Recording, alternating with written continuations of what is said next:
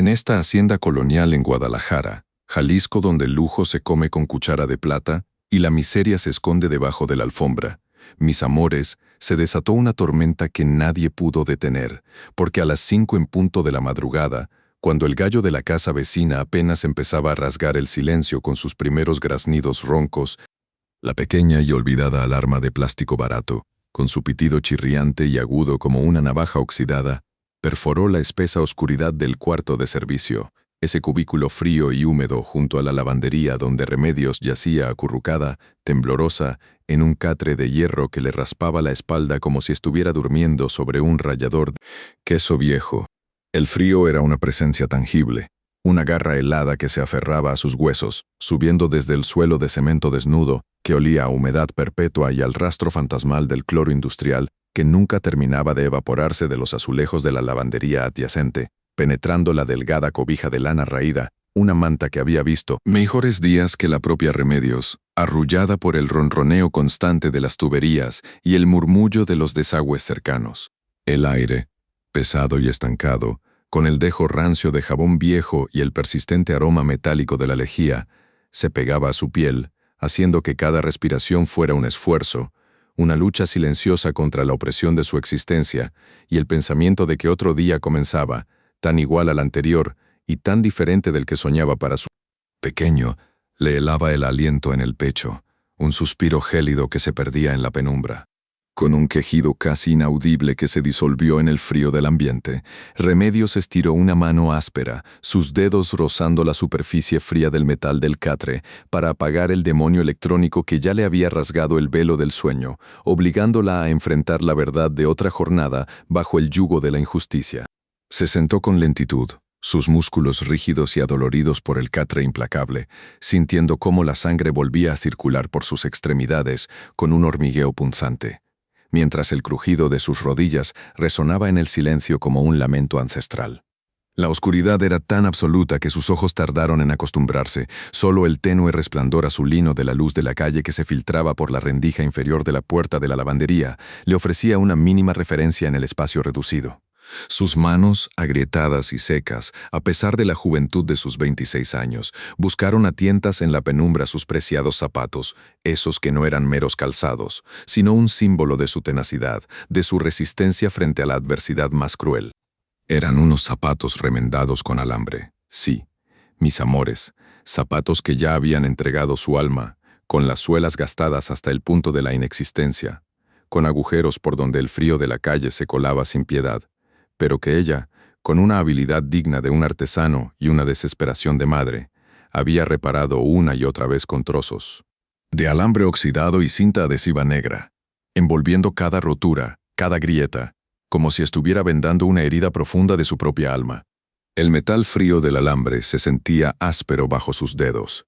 el pegamento de la cinta un poco pegajoso, y el olor a goma vieja y polvo se mezclaba con el omnipresente aroma a cloro, creando un perfume de resignación y lucha. Cada nudo, cada vuelta de alambre, era un ritual sagrado, una promesa silenciosa a sí misma, a su hijo enfermo, de que no se rendiría, de que seguiría pisando firme aunque fuera con los pies adoloridos y el alma rota.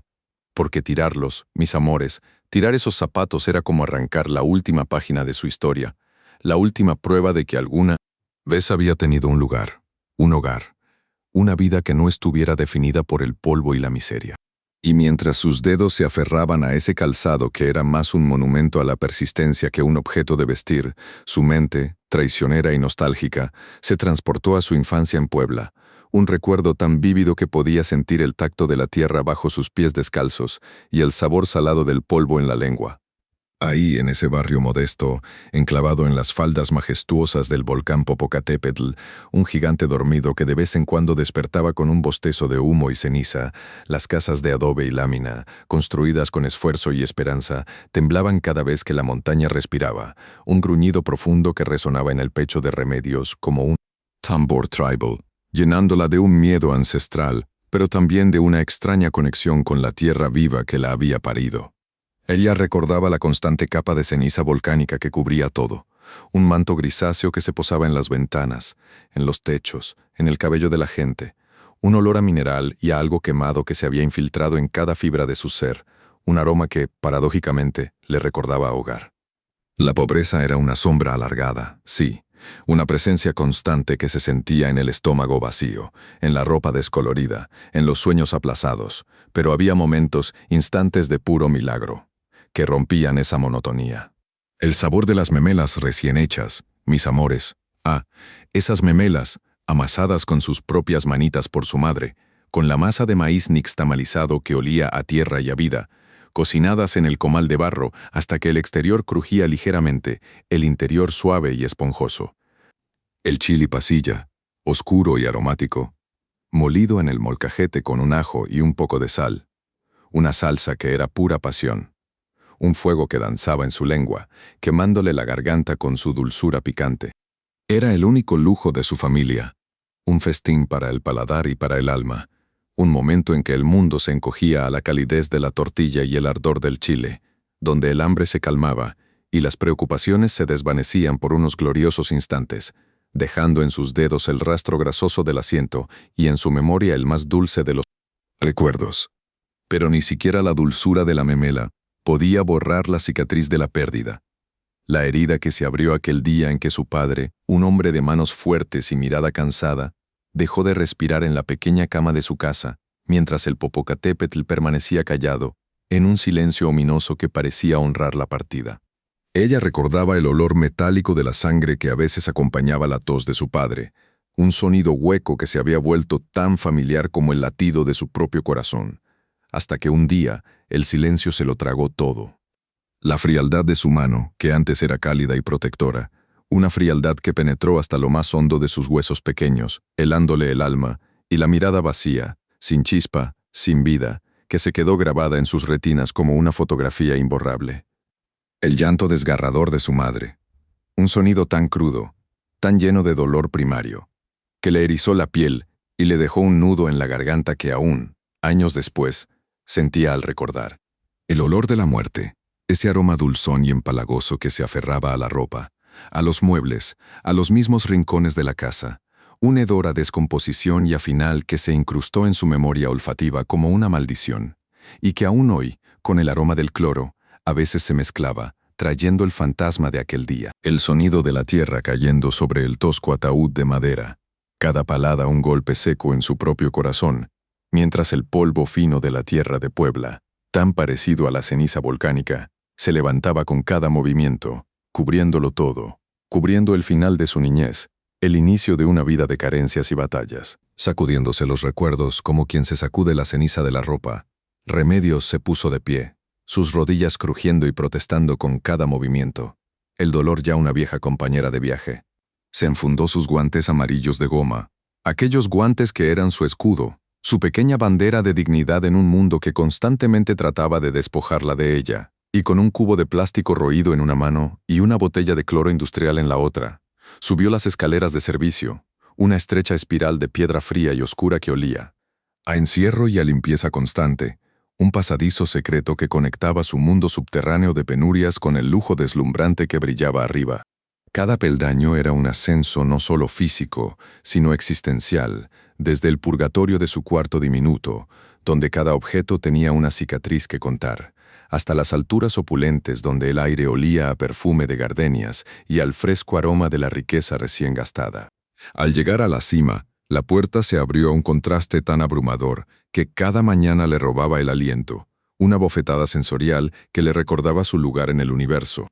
El patio central de la hacienda, mis amores, un espectáculo de esplendor colonial, con sus majestuosas columnas de piedra arenisca pulida que se alzaban hacia el cielo grisáceo del amanecer, enredadas en bugambilias fucsias que parecían llamas vivas, sus pétalos suaves como terciopelo rociados con el rocío de la noche, liberando un perfume dulce, embriagador que chocaba con el acre olor a cloro que ella emanaba. En el centro, la fuente de 3 niveles, con sus azulejos de talavera pintados a mano, brillaba con una luz húmeda, y el murmullo constante del agua que caía suavemente era la banda sonora de la opulencia. Un sonido que contrastaba brutalmente con el silencio opresivo de su pequeño cuarto de servicio y con el chillido de su alarma. Con un suspiro que le raspaba la garganta, sintiendo el aire fresco de la mañana, que traía consigo el perfume de las rosas recién abiertas del jardín y ese inconfundible y costoso olor a Dior Chador que ya empezaba a emanar de las habitaciones principales de la casa, una señal inequívoca de que su dueña, la implacable Mónica, comenzaría su día. Remedios se arrodilló con un gemido apenas audible. El contacto de sus rodillas, ya cubiertas de callosidades y cicatrices por años de trabajo ingrato, con las losas de cantera rosa pulida a mano fue un choque glacial, un beso helado que se extendió por su piel hasta los huesos, recordándole con una punzada de dolor el mármol frío de la lápida de su padre, una sensación tan vívida que podía casi sentir el epitafio bajo la palma de su mano, la crudeza de la muerte grabada en piedra. La cantera, con su textura ligeramente porosa, pero increíblemente lisa y pulida por generaciones de cera y esfuerzo. Era una superficie implacable, dura, que no ofrecía consuelo a sus articulaciones cansadas y doloridas, sino que acentuaba el suplicio. Abrió la botella de cloro y el aroma, esta vez más potente, más concentrado, atacó sus fosas nasales con una virulencia renovada, quemándole el interior como si fuera ácido puro, haciéndole brotar lágrimas silenciosas que resbalaron por sus mejillas para perderse en el vaho del aire frío de la madrugada. El sabor metálico del químico se le instaló en la boca, una nauseabunda persistencia que se mezclaba con el eco de sus recuerdos de Puebla, del Popocatépetl.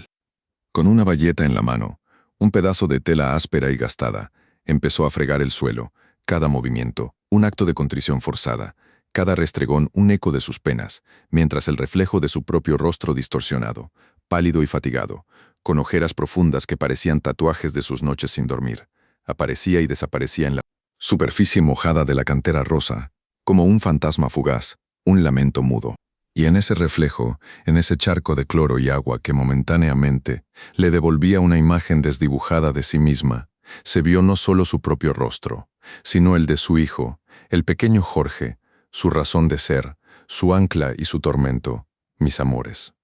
Su pequeño, tan frágil, tan ajeno a la crueldad del mundo, pero tan impactado por ella, su cuerpecito tembloroso por una tos que le rasgaba los pulmones, un sonido seco y persistente que se había vuelto el soundtrack de su vida y que le taladraba el alma a Remedios cada vez que lo escuchaba. Recordaba las frías palabras del doctor, pronunciadas con una indiferencia que le heló la sangre en las venas, el diagnóstico, la necesidad de una operación que costaba, ¡ay Dios mío!, más que 100 años de su miserable salario, una cifra tan astronómica que parecía un chiste cruel del destino, una burla del universo a su desesperación. Cada minuto de rodillas, cada músculo adolorido, cada bocanada de cloro que le quemaba los pulmones, cada guante amarillo de goma que se aferraba a sus manos agrietadas, era un esfuerzo consciente, un acto de fe inquebrantable, una oración sin palabras, un paso más cerca de ese milagro imposible, de esa salvación que parecía tan inalcanzable como las estrellas. No era solo limpiar, era construir un puente con el sudor de su frente, con el dolor de sus rodillas, con las lágrimas de su corazón, un puente hacia la salud de su hijo. Ella debía aguantar, debía resistir, porque por Jorge, su pequeño Jorge, no había sacrificio demasiado grande, no había humillación demasiado profunda. Y mientras el frío de la cantera se le metía hasta los huesos, mientras el cloro le quemaba la garganta y las lágrimas se mezclaban con el sudor en su rostro, Remedios siguió fregando, su mirada fija en el reflejo distorsionado del suelo, donde solo veía la esperanza de un futuro que se negaba a llegar, un futuro donde su hijo pudiera respirar sin dificultad.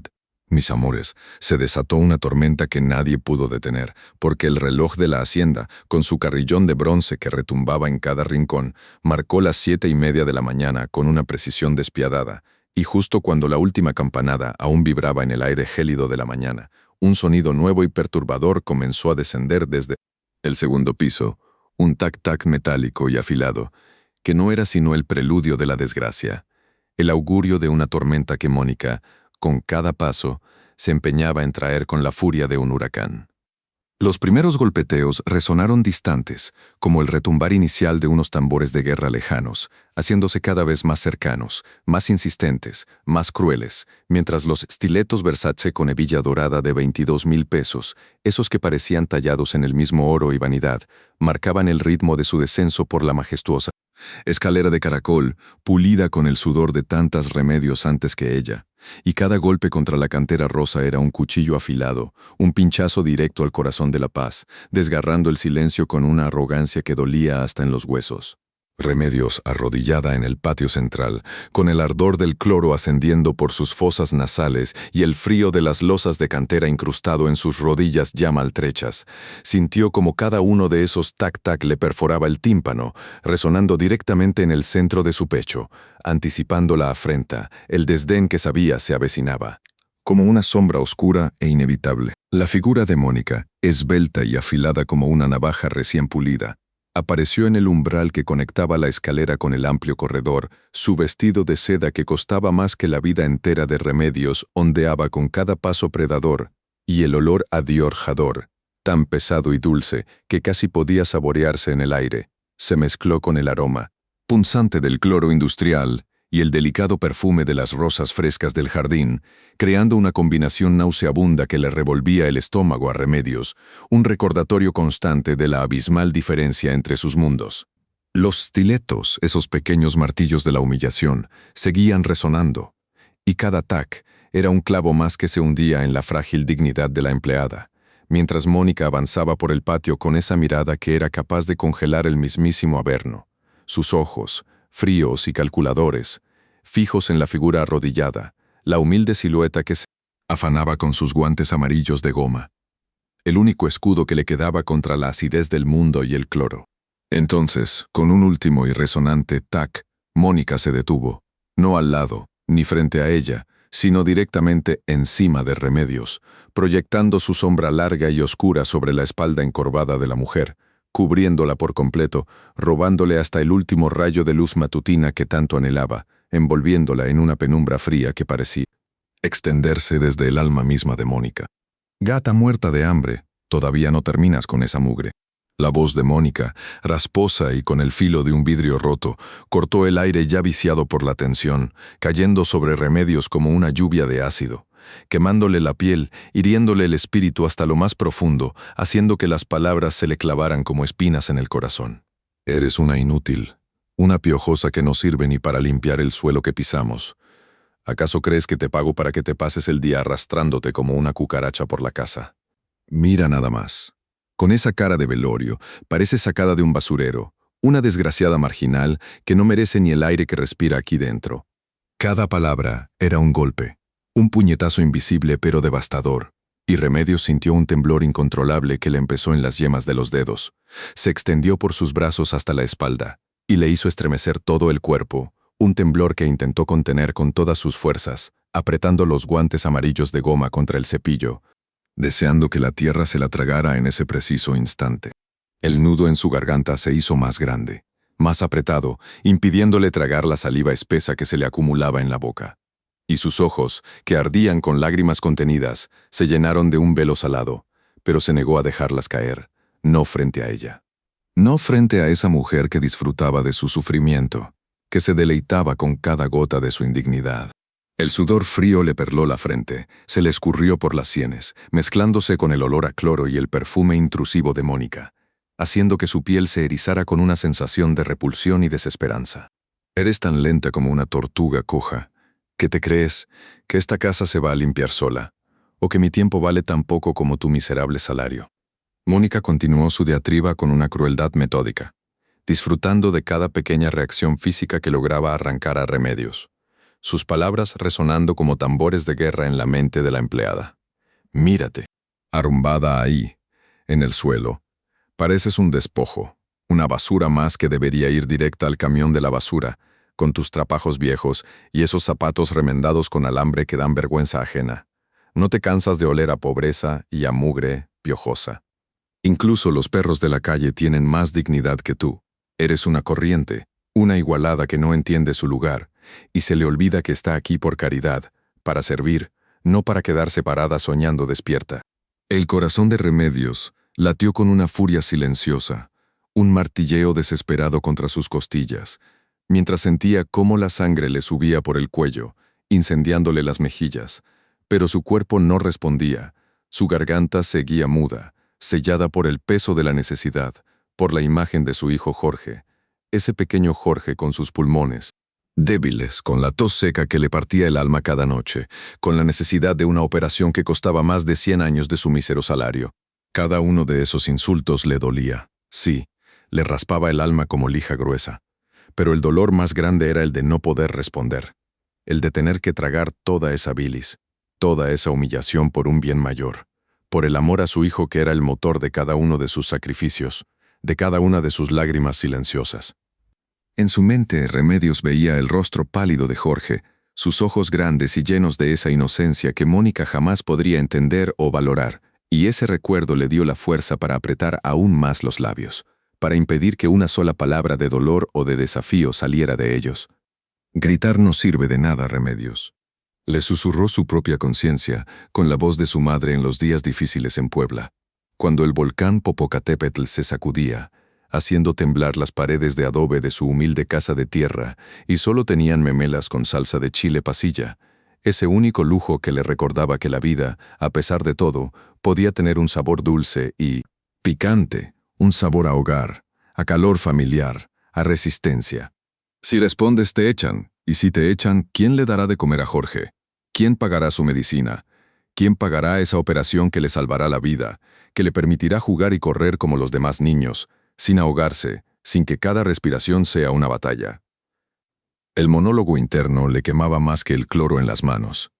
más que el frío del mármol en las rodillas. Era un fuego que la consumía desde adentro, el fuego de la impotencia y el amor incondicional. Quería levantar la cabeza, quería mirarla fijamente a los ojos a esa igualada, a esa basura con alma de víbora, y gritarle todas las verdades, recordarle que ella, Remedios, con sus zapatos remendados con alambre que habían sido testigos de su vida entera, que eran la última prueba física de que alguna vez tuvo un hogar y una familia que la amaba, valía más que todos sus stilettos Versace y sus joyas y su perfume asfixiante. Pero no lo hizo. La imagen de Jorge, tosiendo en la oscuridad de su pequeño cuarto, era una cadena de oro que la ataba a ese suelo, a esa humillación. Sus manos, protegidas por los guantes amarillos, temblaron, pero no soltó el cepillo. Sintió la rugosidad de la piedra bajo la palma, el agua jabonosa escurriéndole por las muñecas, y ese contacto con la realidad tangible, con la tarea ardua y monótona, la ancló, la devolvió a su propósito. Mientras Mónica seguía ahí, un monumento viviente a la opulencia y el desdén, con sus stilettos Versace de 22,000 pesos brillando bajo la débil luz matutina, reflejando el lujo y la crueldad, Remedios pensó en sus propios zapatos, esos que había remendado con alambre 1001 veces, con cinta adhesiva y retazos de tela, que ya no tenían suela, pero que ella se negaba a tirar, porque eran una extensión de su propia historia, de su resiliencia, de su lucha diaria por la supervivencia. Unos zapatos que, comparados con los de Mónica, no valían ni un solo centavo, pero que representaban una dignidad forjada en el dolor, en el esfuerzo, en el amor puro y desinteresado, una dignidad que Mónica, con todo su dinero y su altivez, nunca podría comprar ni entender. La sombra de Mónica seguía cubriéndola, pesada y opresiva, y Remedios solo pudo cerrar los ojos por un instante, respirar hondo el aire cargado de cloro y desprecio, y seguir fregando, cada movimiento mecánico, cada pasada del cepillo, una oración silenciosa por su hijo, un paso más cerca de ese milagro imposible. En esta hacienda colonial en Guadalajara, Jalisco, donde el lujo se come con cuchara de plata y la miseria se esconde debajo de la alfombra, mis amores, se desató una tormenta que nadie pudo detener. Porque la sombra alargada de Mónica, esa mujer que era tan delgada como un alfiler y tan afilada como una navaja, se cernió sobre Remedios, cada segundo un martillo golpeando su alma, y la empleada, con sus rodillas ya ardiendo sobre la fría losa de cantera rosa que le recordaba dolorosamente a la lápida de su padre, se encogió un poco más, apretando el cepillo contra el suelo como si fuera su única arma contra el vacío que sentía en el pecho, mientras el penetrante olor a cloro industrial le quemaba las fosas nasales, una advertencia química de la pureza inalcanzable que la rodeaba, mientras ella misma se sentía tan sucia, tan insignificante, tan borrada por la simple presencia de esa mujer que valía más que toda su vida junta. La piel de Remedios, ya curtida y agrietada por años de labor implacable, absorbía la helada temperatura del mármol, cada poro gritando un mudo lamento, y sus manos, desnudas y expuestas al corrosivo químico, ardían con una intensidad que eclipsaba cualquier otro dolor físico, un constante recordatorio de su vulnerabilidad, de su condición, de la breja insalvable que la separaba del mundo de cristal y seda que la rodeaba, donde hasta el aire parecía más puro, más caro, más lleno de promesas vacías. Mónica, sin un ápice de compasión en su mirada, que bien podía congelar el mismísimo infierno con su gélida indiferencia, desdobló su teléfono celular, una joya brillante con incrustaciones de oro blanco que reflejaba la luz de la mañana como un faro de opulencia descarada, y con un gesto indolente, casi aburrido, lo llevó a su oído, el sonido de la conexión digital, un zumbido apenas perceptible en el vasto silencio de la hacienda que solo Remedios, con sus sentidos agudizados por la injusticia, pudo percibir. Las palabras de Mónica, mis amores, eran como cuchillos lanzados con precisión milimétrica, cada sílaba calculada para herir, para humillar, para recordarle a Remedios su lugar en el mundo, un lugar diminuto, polvoriento y carente de cualquier brillo, y su voz, que normalmente era un tono monocorde y desafiante, ahora se dulcificaba de manera empalagosa para su interlocutora, al otro lado de la línea, un contraste cruel que hacía que el dolor se clavara aún más hondo en el alma de Remedios, mientras Mónica comenzaba su monólogo despectivo con una risa fingida, esa risa hueca que solo las personas que nunca han sufrido pueden conjurar, un sonido que era más bien un graznido agudo que resonaba en los arcos coloniales, reverberando en el patio central con columnas de piedra como un eco de burla, mientras el rocío de la fuente de 3 niveles con azulejos de Talavera parecía temblar. «Ay, amiga, ¿te puedes imaginar?» «No, no puedes, la verdad», comenzó Mónica, su voz de repente una sinfonía de falsedad y desprecio. «Aquí, en esta prisión dorada, tengo que soportar a la gata que nos limpia. Una muerta de hambre que no sabe ni dónde está parada, te lo juro, con sus zapatos remendados con alambre que no valen ni lo que mi café de la mañana. Un horror, amiga, un horror». Y con cada una de esas palabras, Remedios sentía que le clavaban una aguja ardiente directamente en el corazón. La respiración se le atoraba en la garganta, un nudo apretado de rabia y vergüenza que amenazaba con ahogarla. Sus manos, que ya estaban rojas y en carne viva por el cloro, se apretaban en puños temblorosos dentro de los guantes amarillos de goma que eran su única defensa contra la acidez de la vida y la toxicidad de las palabras. El monólogo de Mónica continuó, cada frase una bofetada invisible en el rostro de Remedios, cada risa que llegaba desde el otro lado de la línea, amplificada por el altavoz del teléfono, era una puñalada directa a su dignidad, esa que su madre le había enseñado a defender con uñas y dientes, y el olor del perfume Dior J'adore que usaba Mónica, pesado y dulce, se mezclaba con el de las rosas del jardín, creando una fragancia sofocante que parecía asfixiar a Remedios, quien aún arrodillada, el frío del mármol calando hasta sus huesos, sentía como su cuerpo entero temblaba con una furia silenciosa, una que no podía desahogar, una que tenía que tragar y transformar en más fuerza para su cepillo. Y mira que es una piojosa, amiga, con una mirada de perro apaleado que dan ganas de echarla a la calle a patadas. Pero bueno, don Emiliano, es tan noble, ¿sabes? Que le da pena. Esta corriente que ni siquiera sabe lo que es un buen perfume. Seguramente huele a sudor y a jabón chiquito de lavandería. ¿No te parece el colmo? Es una igualada, una desgraciada. Continuaba Mónica, la risa de su amiga resonando como un eco de maldad. Y Remedios sintió un ardor en sus ojos, las lágrimas picándole, no de tristeza, sino de la más profunda y amarga indignación. Porque esas palabras no solo desnudaban su pobreza, sino que intentaban robarle la única riqueza que poseía. Su dignidad, esa que Mónica, con todo su oro y sus diamantes, nunca podría comprar. En ese instante, mis amores, mientras el eco de la crueldad de Mónica resonaba en el amplio patio, un torbellino de recuerdos se llevó a Remedios lejos de la hacienda,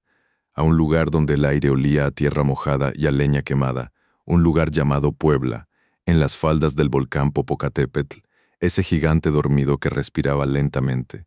haciendo temblar las paredes de las casitas humildes cada vez que exhalaba, y allí, entre el frío de la madrugada y el calor de su madre, las palabras de sabiduría más grandes de su vida se habían grabado a fuego en su alma.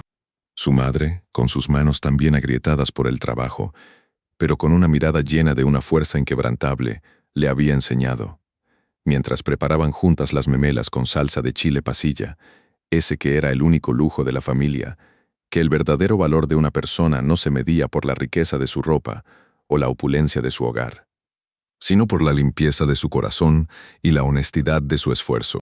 «Mi Remedios», le decía su madre, con la voz suave como el viento de la montaña pero firme como la roca volcánica, mientras el aroma picante del chile se mezclaba con el dulzor del maíz, «no importa si limpias los pisos más sucios de la casa más grande, o si siembras la semilla más pequeña en el campo más árido. Lo importante es que cada gota de tu sudor sea honesta, que cada esfuerzo que hagas venga de un corazón puro, y que nunca, pero nunca, permitas que nadie te robe la dignidad que has ganado con tu trabajo. La riqueza de verdad está en el alma, mi niña, no en el oro que brilla y que se puede corroer».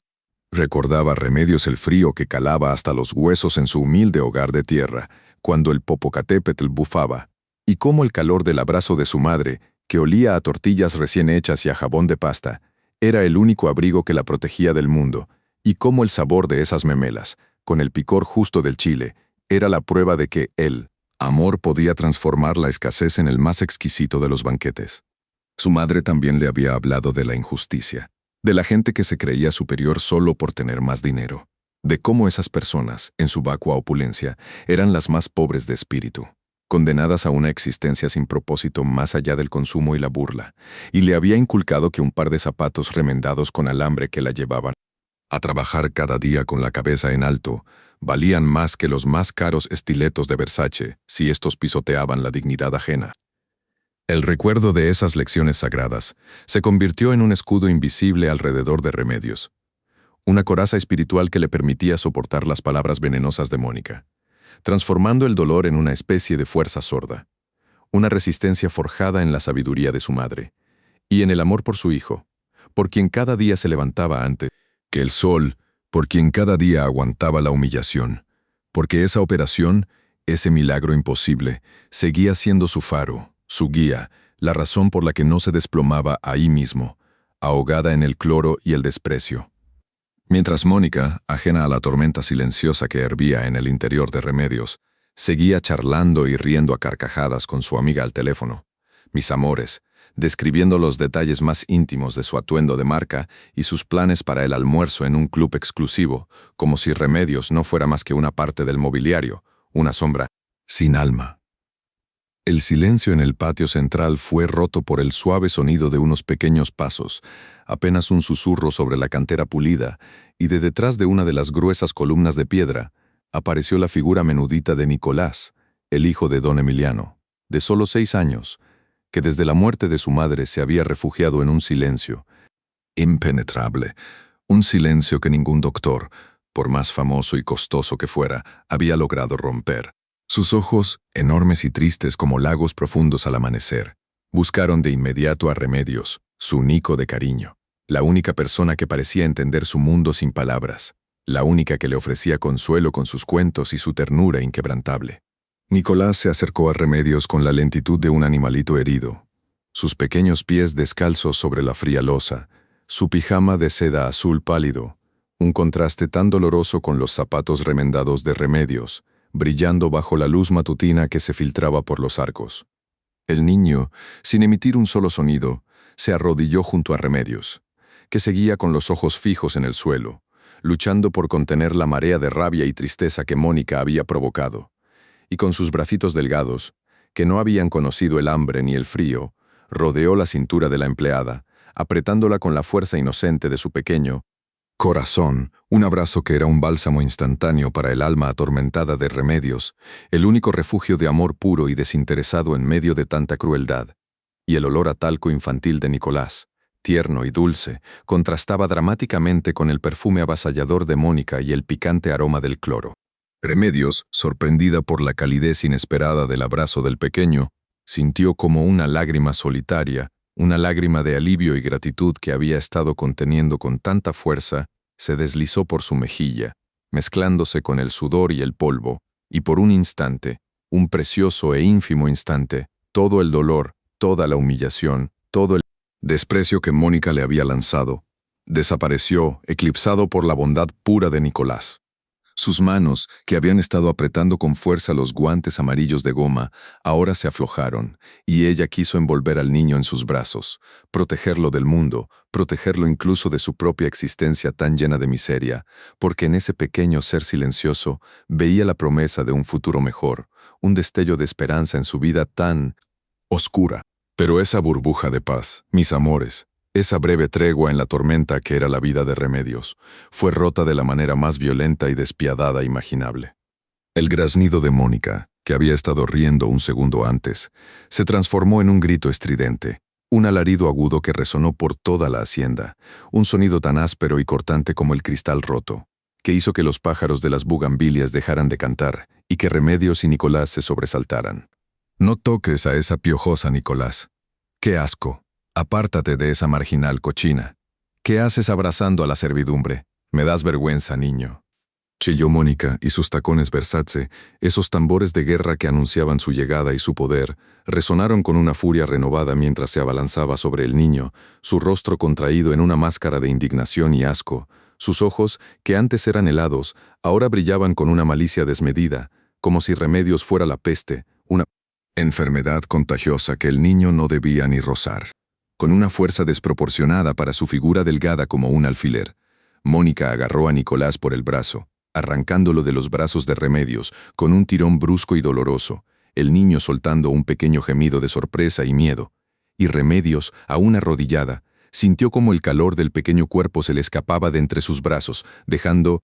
un frío vacío en su lugar, un vacío que era más doloroso que cualquier golpe físico. El silencio de Nicolás, mis amores, ese silencio que había sido su refugio desde la muerte de su madre, se rompió en un instante con un sollozo ahogado, un sonido gutural que venía de lo más profundo de su dolor, y luego el llanto incontenible del niño estalló en el patio, un lamento desgarrador que resonaba con la pena de su corta vida, lágrimas gruesas corriendo por sus mejillas infantiles mientras Mónica lo arrastraba lejos de Remedios, su pequeña figura encogiéndose bajo la brutalidad de la mujer. Remedios, con el corazón apretado en un puño de impotencia, sus rodillas ardiendo sobre la fría losa, las manos temblándole dentro de los guantes amarillos de goma, levantó la mirada hacia Mónica, una mirada cargada de una mezcla de rabia, dolor y una desesperación tan profunda que le raspaba la garganta, sintiendo cómo cada grito de Mónica, cada palabra cargada de desprecio, se incrustaba en su carne como astillas de cristal, pero no pudo decir nada, no pudo hacer nada, porque sabía que cualquier movimiento, cualquier defensa, solo empeoraría la situación, sellaría su destino, la alejaría aún más de ese milagro imposible para su hijo. Su propia impotencia era una cadena pesada que la ataba al suelo, incapaz de proteger a Nico, incapaz de protegerse a sí misma. Solo pudo ver cómo la figura sollozante del niño se alejaba, arrastrada por la furia de Mónica, dejando tras de sí un eco de llanto y una estela de injusticia que impregnaba el aire, el perfume de Dior Chadore, el olor rosas, el cloro y las lágrimas de un niño inocente. En esta hacienda colonial en Guadalajara, Jalisco, donde el lujo se come con cuchara de plata y la miseria se esconde debajo de la alfombra, mis amores, se desató una tormenta que nadie pudo detener, porque el aire, ya pesado con el perfume Dior Chador de Mónica, el dulzor de las rosas del jardín y el acre punzante del cloro industrial que Remedios había usado para intentar borrar la suciedad invisible, se cargó de una tensión electrizante, una promesa silenciosa de desgracia que se cernía sobre cada columna de piedra, cada azulejo de Talavera. Mónica, con sus ojos afilados como dagas recién pulidas, vio la retirada humillada de Remedios, la sombra de su silueta cansada esfumándose hacia la cocina, y una sonrisa lenta, pegajosa, como jarabe espeso y venenoso, comenzó a estirar los bordes de sus labios finos, revelando una blancura de dientes que no prometía nada bueno, mientras el tac-tac-tac de sus stiletos Versace, que hasta hacía unos segundos habían sonado como tambores de guerra, ahora se suavizaba en un ritmo calculador, casi felino, de una predadora que acaba de avistar a su presa herida y sin defensa alguna, sintiendo cómo la amargura por el desaire de Nicolás se transformaba en una dulce y perversa idea, un plan que germinaba en su mente como una flor carnívora, lista para devorar la escasa esperanza que aún se aferraba al corazón de la piojosa. Mónica se giró con una lentitud teatral, permitiendo que la seda fría de su vestido se deslizara por sus caderas, el movimiento un susurro de lujo que contrastaba brutalmente con el chirrido de la olla vieja que Remedios seguramente estaba fregando en la cocina, y sus ojos, antes llamas rabiosas, ahora eran pozos de agua estancada, turbia con la malicia, reflejando el brillo distante del sol naciente que se colaba por los arcos de cantera, pero que no lograba calentar el frío helado que habitaba en su alma. Su mirada se deslizó por el vasto patio central, ignorando la belleza pulcra de las bugambilias, el gorgoteo melódico de la fuente de 3 niveles con sus azulejos de talavera, que ella misma había elegido, y se fijó con una intensidad morbosa en el pequeño pasillo que conducía a la lavandería, y más allá, al cuartucho de servicio, ese agujero inmundo donde la gata muerta de hambre dormía sobre un catre de hierro. Un lugar que olía a encierro, a pobreza rancia, a la desesperación de quien no tiene nada, y lo poco que posee, lo aferra con garras invisibles. Una oleada de asco, mezclada con una excitación siniestra, le subió por la garganta, una especie de cosquilleo macabro que la impulsó a moverse, a ejecutar la venganza que ya se cocinaba a fuego lento en los recovecos oscuros de su mente. Los tacones resonaron de nuevo, tac, tac, tac. Pero esta vez no era una declaración de poder, sino el conteo regresivo hacia la perdición, cada golpe en el mármol pulido un martillazo sobre el destino de Remedios, mientras el olor a cloro y rosas se mezclaba con el hedor de la maldad pura que Mónica exudaba con cada poro de su piel perfectamente. Cuidada, sintiendo cómo la sangre le corría más rápido por las venas. Un latido febril que anunciaba la inminente caída de la intrusa, de la desgraciada que había osado invadir su espacio, su vida, su familia. Sus pasos largos y elegantes la llevaron por los pasillos, las losas de cantera rosa bajo sus stiletos de Versace, tan lisas y frías como el corazón de Mónica. No tardaron en conducirla al área de servicio, donde la atmósfera cambiaba drásticamente, donde el aire puro de la hacienda se volvía pesado y denso, saturado con el olor a detergente barato y el vapor rancio de la ropa sucia, un olor que Mónica despreciaba con cada fibra de su ser, frunciendo el ceño de forma casi imperceptible para evitar que la irritación arruinara la perfección de su rostro cincelado. La puerta del cuartito de Remedios, una tabla de madera raída y astillada, apenas cerrada con un picaporte oxidado, se reveló ante ella, un portal a un mundo que le resultaba ajeno y repugnante, un lugar donde la miseria se palpaba en el aire estancado y el silencio era tan espeso que casi se podía cortar con un cuchillo. Con un movimiento deliberado, pero sin hacer ruido, Mónica empujó la puerta, sintiendo en la yema de sus dedos delicados la aspereza fría de la madera barata, un contraste lacerante con la suavidad de las sedas y el brillo del oro a los que estaba acostumbrada, y sus ojos se posaron en el interior, escanearon la habitación con una mezcla de repugnancia y una curiosidad malsana, observando el catre de fierro con su colcha de lana vieja, extendida con una pulcritud que Mónica encontró casi ofensiva en su simplicidad, y el aire era gélido, húmedo, como si el frío de la noche se hubiera colado y se hubiera quedado atrapado entre las 4 paredes para siempre. Allí, junto al catre, en un rincón donde apenas llegaba la tenue luz de un foco pelado que Remedios encendía solo en la oscuridad de la madrugada, se encontraba el bolso, un viejo trozo de tela descolorida y gastada por el uso, con remiendos toscos que hablaban de una vida de privaciones, de una necesidad de estirar cada objeto hasta su última exhalación, casi como si el bolso se negara a morir, aferrándose a la existencia con la misma tenacidad que Remedios se aferraba a la vida. Mónica se acercó con pasos lentos, cada ataque de sus tacones ahora amortiguado por un piso de cemento áspero y sin pulir, deteniéndose justo frente a él, el olor a detergente barato impregnando el aire, mezclándose con un vago aroma a tierra y esfuerzo que parecía emanar de las pertenencias de la desgraciada, y un escalofrío de disgusto recorrió su espalda. Con la punta de su stiletto empujó ligeramente el bolso, como si temiera contaminarse, y luego, con la mano enguantada en una delicada seda que ella usaba para proteger su piel de cualquier aspereza, desató el nudo improvisado que lo mantenía cerrado, sus movimientos calculados, precisos, la mente trabajando a toda velocidad en su perverso plan. El bolso se abrió, revelando su contenido, unas cuantas monedas de baja denominación, brillantes pero insignificantes, un pequeño rosario de madera, liso por el uso y el roce constante de las manos de Remedios, que Mónica percibió como una patética muestra de superstición, y una foto, vieja y arrugada, de un niño con unos ojos enormes y tristes. El hijo enfermo de la gata, un recordatorio agridulce de la fragilidad de la vida y la desesperación que impulsaba a esa mujer a arrastrarse día a día por los pisos de la hacienda. Una punzada de un orgullo vacío le recorrió a Mónica el pecho al ver la pobreza de los objetos. Una confirmación tácita de su superioridad, de que ella, Mónica, pertenecía a un mundo de éter y diamantes, mientras que esa marginal vivía en el lodo, y la idea de que don Emiliano pudiera mostrar una pizca de respeto, de consideración por esa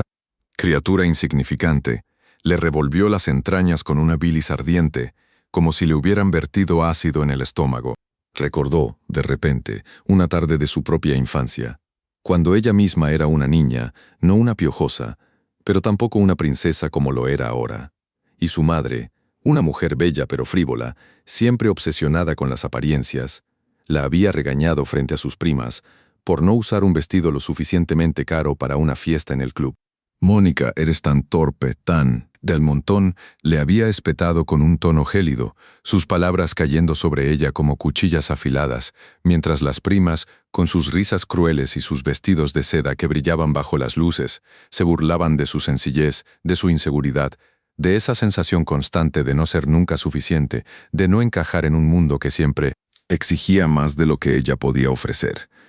Y ahora Remedios, esta basura, esta igualada, con su honestidad y su miseria,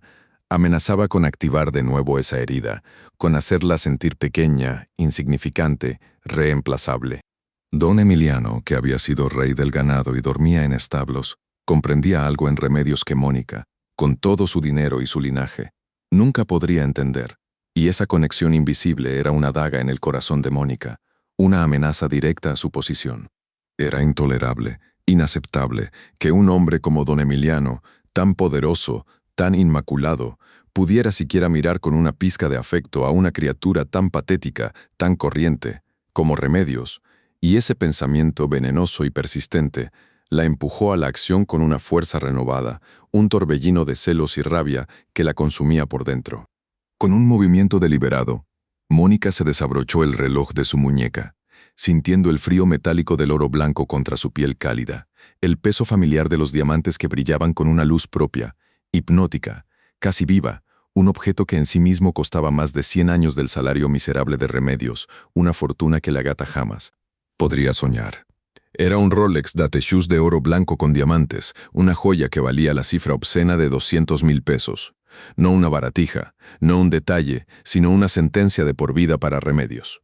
El clic suave del cierre al abrirse resonó en el silencio de la pequeña habitación como el disparo de un arma silenciosa,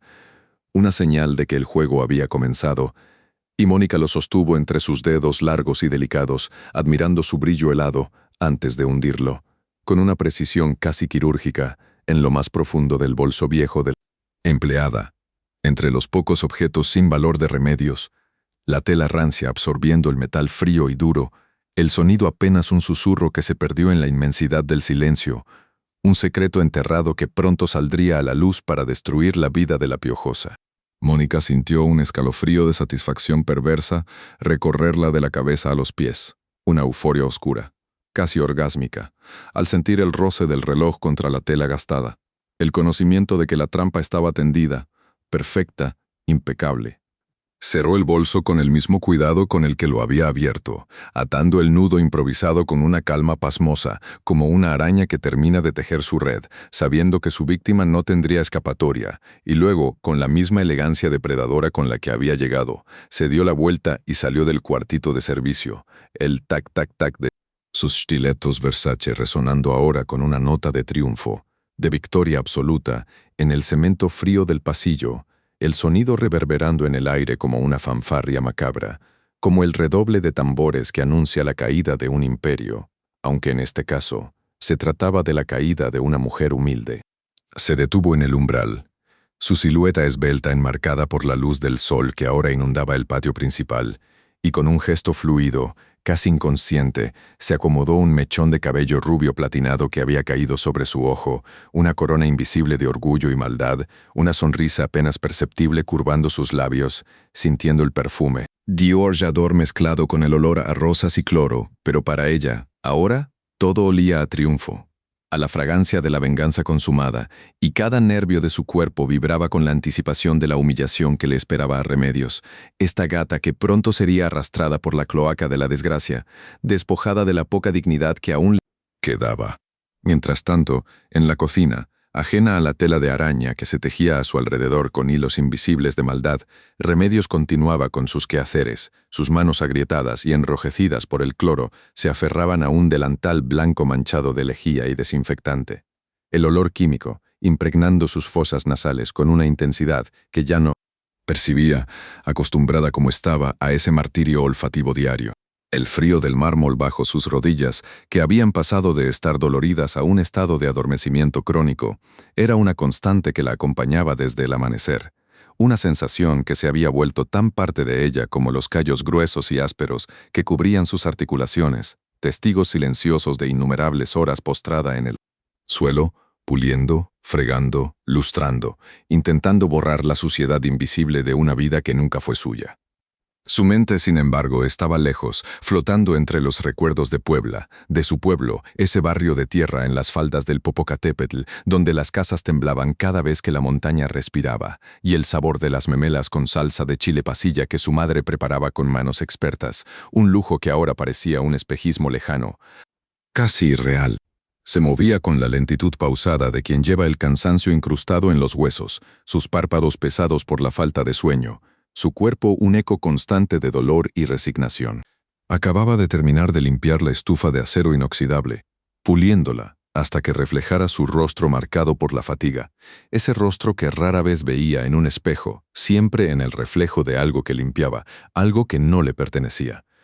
El olor a grasa quemada y desengrasante químico se pegaba a su piel, a su ropa, un recordatorio constante de su lugar, de su función, de su destino ineludible.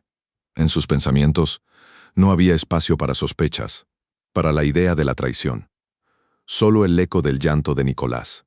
el recuerdo de sus pequeños brazos apretándose a su cintura, la imagen del terror en sus ojos, la furia desmedida de Mónica, que todavía le revolvía el estómago con una sensación de náuseas contenidas. Se preguntaba si el niño estaría bien, si Mónica lo habría lastimado aún más con su crueldad venenosa, y el nudo en su garganta se apretó con la fuerza de un puño invisible. Sus ojos, acostumbrados a retener las lágrimas, ahora ardían con una desesperación silenciosa.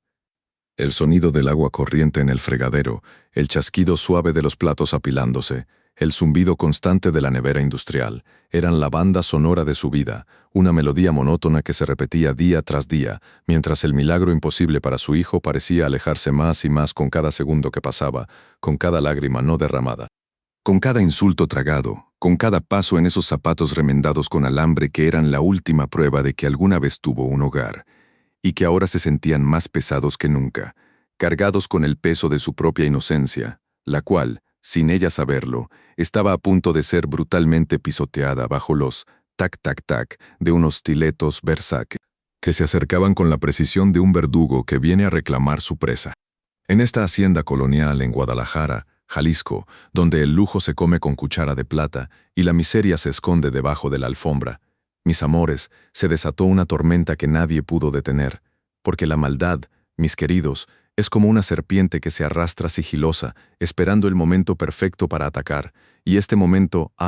este momento estaba cargado de veneno y humillación. El silencio ya no era paz, era el preludio de la catástrofe, un aire denso y pesado que se aferraba a las paredes de cantera rosa, impregnado del aroma a bugambilias, a ese perfume caro de Mónica que olía a promesas rotas y ambición desmedida, y al cloro industrial que Remedios usaba incansablemente, el mismo cloro que le quemaba las fosas nasales y le dejaba las manos agrietadas, como la tierra árida de su natal Puebla, como la piel de su hijo enfermo, piel que ella acariciaba cada noche con desesperación, deseando sentirla sana, fuerte, libre del aliento helado de la muerte que la rondaba.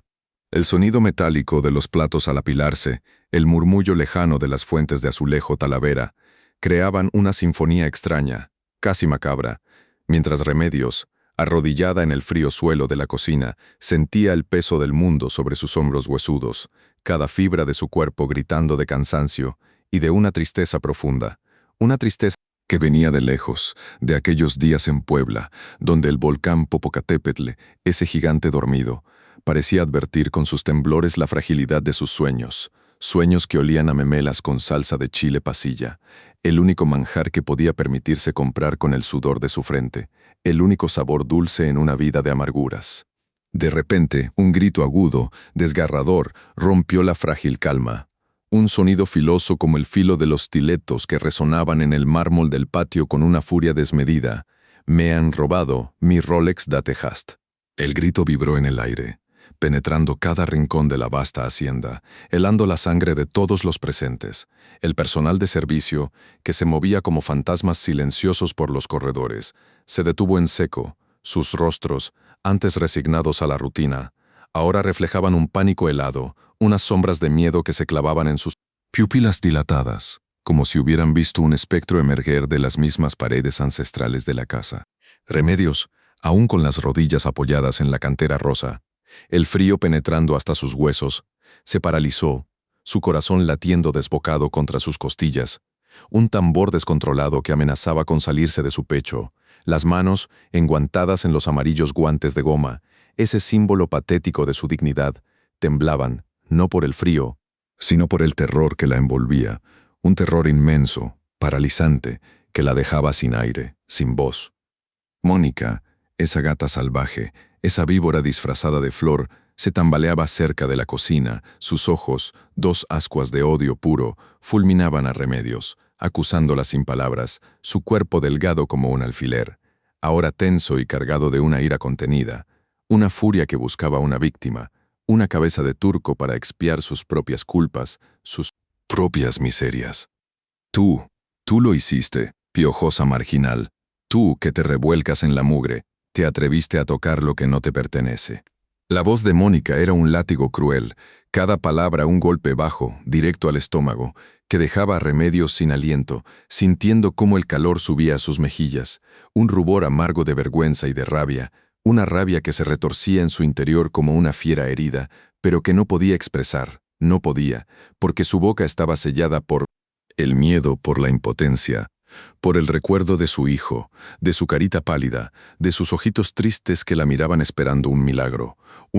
que ella jamás podría conseguir si perdía este trabajo, si era acusada de robo por esa mujer desquiciada que la miraba como si fuera la escoria del universo, como si fuera una basura, una corriente,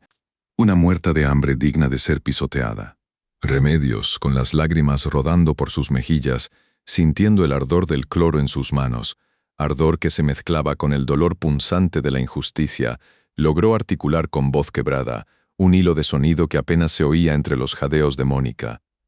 «Se lo juro, señora, yo no lo he robado, yo jamás robaría, yo solo quiero trabajar para ayudar a mi hijo. Él está muy enfermo, él me necesita, por favor créame. Yo no soy una ladrona, yo soy una madre desesperada». Pero Mónica, envuelta en su manto de superioridad, su mirada de hielo que podía derretir los polos, no escuchaba, o peor, elegía no escuchar. Se deleitaba con el sufrimiento ajeno, alimentándose de la humillación de Remedios como un vampiro sediento de sangre. «Basta de llantos, desgraciada. Tu hijo enfermo no es mi problema. Traigan sus cosas. Quiero ver qué esconde esa bolsa sucia de perdedora», ordenó Mónica con voz de trueno, sus tacones Versace, que hasta hacía poco resonaban con arrogancia, ahora parecían tambores de guerra, anunciando la destrucción total de Remedios. El personal, obediente y aterrado, corrió a buscar las escasas pertenencias de Remedios, un bolso viejo y desgastado, una cartera raída, un par de zapatos remendados con alambre que eran la prueba irrefutable de su pobreza, de su lucha diaria. Con manos temblorosas, voltearon todo el contenido sobre la pulida mesa de caoba del salón principal, como si fueran a realizar un ritual macabro, una especie de confesión forzada ante los ojos del mundo, ante los ojos de esa rica y cruel mujer que se regodeaba en su desgracia. Y entonces, mis amores, sucedió el golpe final, el clavo que sellaría su destino. Entre un pañuelo usado y unas monedas sueltas, el brillo frío del oro blanco y los diamantes del Rolex Datejust de Mónica, un objeto que valía más de lo que Remedios ganaría en toda su miserable existencia, cayó sobre la mesa con un sonido metálico y seco, un clank que resonó en el silencio sepulcral como una sentencia de muerte, como el sonido de la guillotina cayendo sobre el cuello de un inocente. El impacto fue brutal. La prueba de su supuesta culpabilidad estaba ahí, innegable, cruelmente plantada. Un jadeo colectivo recorrió la habitación. Todos los ojos se posaron en Remedios, quien sintió que el suelo se abría bajo sus pies, que el mundo entero se desmoronaba a su alrededor. El frío de la cantera se intensificó, mordiendo su piel como 1000 agujas heladas. Las lágrimas corrían a borbotones, mezclándose con el sudor de la angustia. Su cuerpo temblaba violentamente, no de frío, sino de terror, de la injusticia que la aplastaba sin piedad. Mónica, con una sonrisa de triunfo maléfica, sus labios pintados de rojo sangre, se acercó a Remedios, quien estaba paralizada, incapaz de reaccionar, y con una fuerza que desmentía su fragilidad, le soltó una bofetada atronadora en la cara. El sonido fue repugnante, cruel, la humillación máxima, un golpe que no solo le dejó la cara ardiendo por el ardor del impacto, sino que le rompió el alma en 1000 pedazos, dejándola sin nada, sin esperanza, sin dignidad. El golpe, mis amores, fue el punto culminante de su miseria, el símbolo de su derrota absoluta. En esta hacienda colonial en Guadalajara, Jalisco, donde el lujo se come con cuchara de plata y la miseria se esconde debajo de la alfombra, mis amores, se desató una tormenta que nadie pudo detener, porque el golpe que Mónica, con esa mano impoluta y afilada como navaja, descargó sobre la mejilla de Remedios, no solo la dejó ardiendo, sino que resonó por cada rincón de la mansión, como un trueno oscuro que presagiaba la desgracia inminente, un sonido seco y cruel que parecía absorber el oxígeno del inmenso patio central, dejando a todos los presentes con el aliento contenido. Un alarido mudo que se incrustó en el pecho de Remedios como una espina envenenada, robándole el último vestigio de fuerza, dejándola tambaleándose, con la vista nublada por las lágrimas saladas que ya no podía contener, resbalando por su piel áspera y agrietada, hasta sentir el frío helado de las losas de cantera bajo sus rodillas ya maltrechas, la sensación de la humillación quemándole hasta los huesos. La joven piojosa, la gata marginal, la muerta de hambre que no tenía más que su dignidad.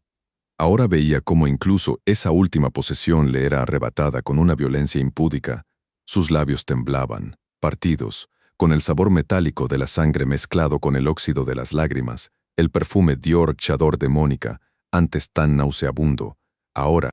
era un veneno que le nublaba los sentidos, un aroma que se pegaba a su piel como una maldición, recordándole su lugar, su insignificancia frente a tanta opulencia, sus manos, esas manos que conocían el ardor del cloro, el roce de 1000 telas y el dolor de la piel agrietada, ahora temblaban incontrolablemente, incapaces de siquiera limpiarse el rastro de la bofetada. Y mientras Remedios se desmoronaba en el suelo,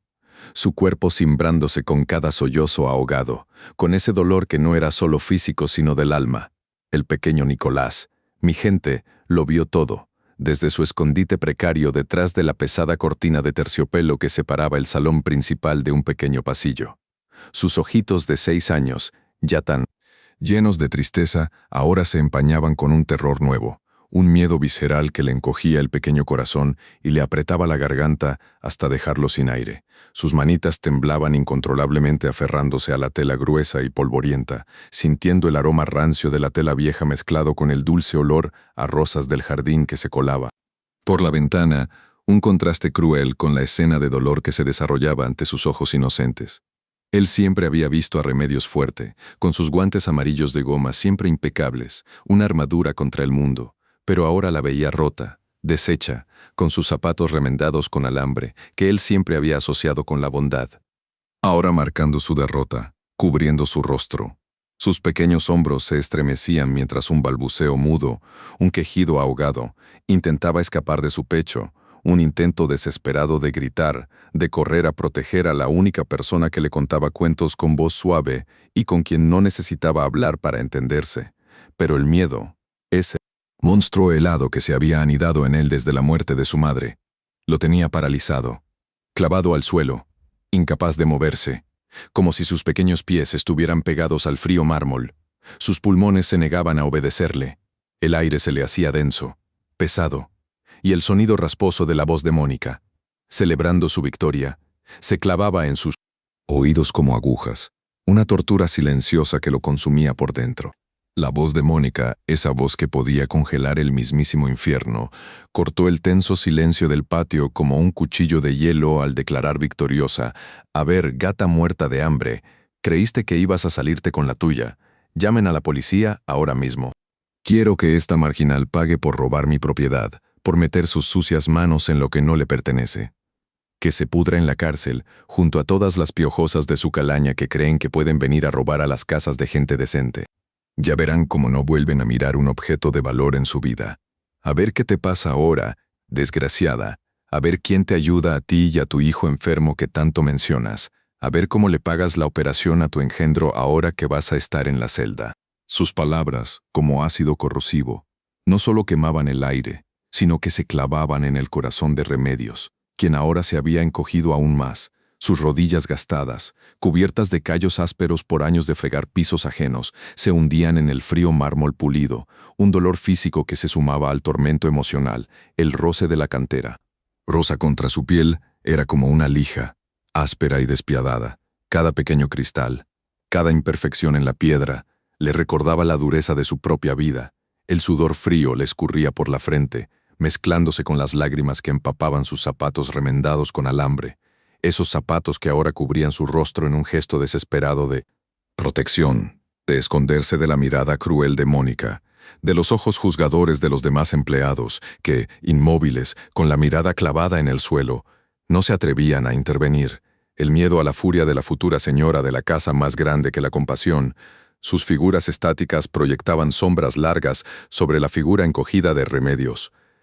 Sombras que parecían atraparla, sin escapatoria posible. El silencio de los demás era aún más ensordecedor que los gritos de Mónica, un silencio que pesaba como una lápida sobre el pecho de Remedios, anunciando su muerte en vida. El aroma penetrante del cloro industrial, ese que se adhería a su piel a pesar de los guantes amarillos de goma, ahora se mezclaba con el hedor acre de su propio miedo, una combinación nauseabunda que le revolvía el estómago. Y en ese instante de humillación absoluta, con el rostro hundido en sus zapatos remendados con alambre, Remedios sintió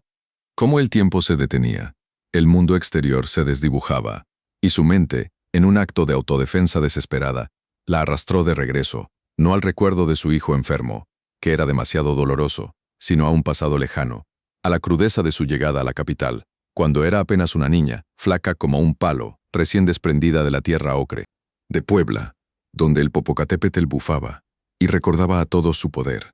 donde las casitas de adobe, incluyendo la suya, temblaban cada vez que el volcán respiraba profundo, un recordatorio constante de la fragilidad de la vida, de lo pequeños que eran ante la furia de la naturaleza, y cada temblor, por leve que fuera, la devolvía a la imagen de su padre, un hombre curtido por el sol y el esfuerzo, sentado a la mesa de madera tosca. El único lujo era el sabor vibrante y picante de las memelas con salsa de chile pasilla. Ese rojo oscuro que era el corazón de su cultura, el único consuelo para el hambre que siempre acechaba, para el frío que se colaba por las rendijas de las paredes de adobe, y se pegaba a los huesos, especialmente por las noches, cuando el cielo estrellado de Puebla parecía más vasto y cruel. Recordaba el olor a leña quemada que siempre flotaba en el aire de su barrio, una mezcla de esperanza y resignación, el polvo que se levantaba con cada ráfaga de viento, cubriendo todo con una capa gris que era imposible de limpiar por completo, y luego la decisión desgarradora de su madre, sus ojos llenos de una tristeza ancestral, al empacarle sus pocas pertenencias en un pañuelo, diciéndole que en la ciudad encontraría un futuro, una vida, que ahí el dinero crecía en los árboles y que el sufrimiento era menor. Una mentira dulce y amarga que ella creyó con la inocencia de sus 13 años, sintiendo el frío de la madrugada al subir al autobús viejo y traqueteante, el último en dejar su pueblo, con el Popocatépetl silente en el horizonte, como un padre gigante que la veía partir y con el que se conectaba solo por el recuerdo del olor a azufre que a veces traía el viento, la imagen de sus hermanos pequeños, con los ojos llenos de lágrimas contenidas, viéndola irse para siempre. El viaje fue una tortura, el olor a gasolina y sudor ajeno, las vibraciones del motor que le hacían doler la cabeza, el mareo constante, y al llegar a la inmensa urbe, la capital, sintió el choque brutal, el asfalto hirviendo bajo sus pies descalzos, el ruido ensordecedor de los coches, el aluvión de gente indiferente que pasaba sin verla, el aire, denso y contaminado, tan diferente al aire puro y helado de su pueblo. Un aire que le arañaba la garganta y le quemaba los pulmones con cada bocanada. El hambre, mis amores, el hambre que sintió en esos primeros días, era una bestia con garras afiladas que le desgarraba el estómago, un dolor punzante y constante que no la dejaba pensar, que lo consumía todo. El frío de las noches en que dormía acurrucada en portales de iglesias o bajo puentes, el mármol helado o el concreto duro contra su cuerpo. Dolorido, la lluvia gélida que calaba hasta los huesos y la hacía temblar sin control.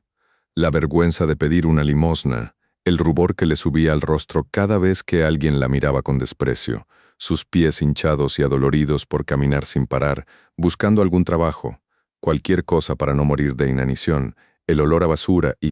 descomposición que impregnaba las calles, el miedo a los hombres que la miraban con ojos lúbricos, la sensación de estar sola en un mundo despiadado, desolada, una migaja de polvo en el vasto desierto de la ciudad.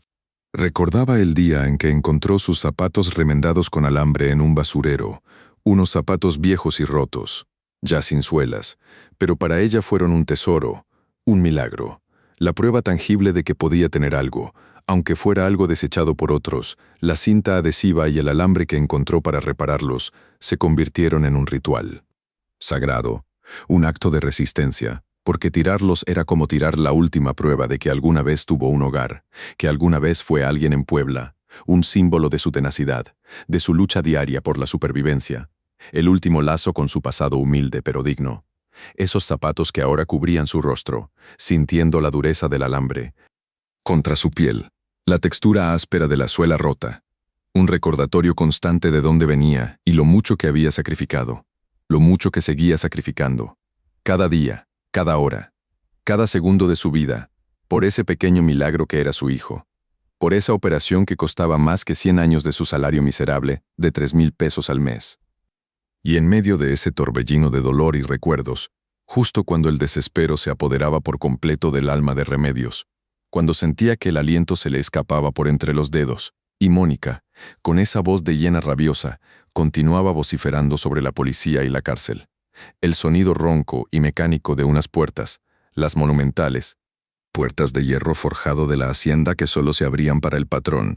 interrumpió la escena de forma abrupta. Un chirrido metálico que se grabó en el aire, seguido por el inconfundible y potente rugido de un motor de camioneta de lujo que ingresaba al patio de honor, y mi gente, para sorpresa de todos, incluso de la propia Mónica, que se quedó con la boca abierta y las palabras congeladas en la garganta, era don Emiliano, el mismísimo rey del ganado. El hombre que dormía en los establos siendo un niño,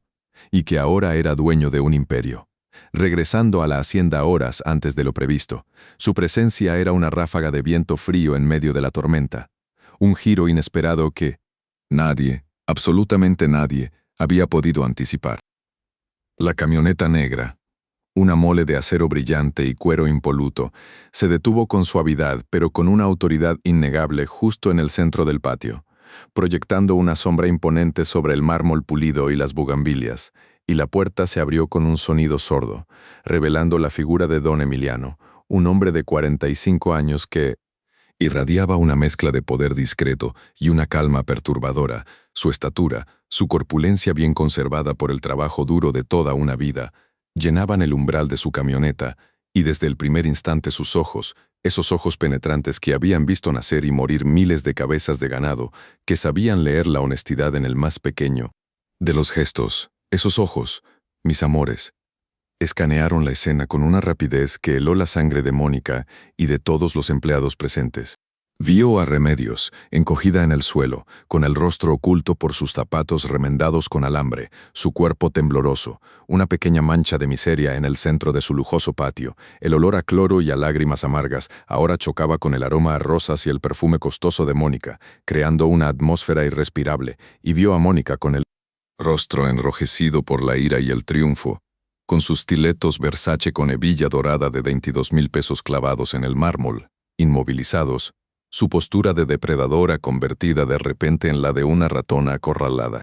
El contraste era brutal. La figura poderosa de don Emiliano, con su camisa inmaculada y el aura de alguien que construyó su imperio desde la nada, frente a la vulgaridad de Mónica y la desesperación de Remedios. Sus pasos, mis amores, no eran los tambores de guerra afilados de Mónica, ni el arrastrar de los pies de Remedios, sino un sonido firme, resonante, cada zancada un eco de autoridad que recorría el patio. Un ritmo inalterable que anunciaba su presencia sin necesidad de una sola palabra. Pero no dijo nada, ni un solo reproche, ni una sola pregunta, solo una mirada, larga y penetrante, que se posó primero en Remedios, luego en Mónica, luego en los empleados inmóviles, y finalmente en el pequeño Nicolás, que se atrevió a asomar la cabeza un poco más allá de la cortina, suplicando con los ojos, un silencio atronador que pesaba más que 1000 gritos, un silencio cargado de expectación y de una promesa tácita de justicia o de un castigo inminente. Nadie podía saberlo con certeza, pero la tensión era casi palpable, cortaba el aire,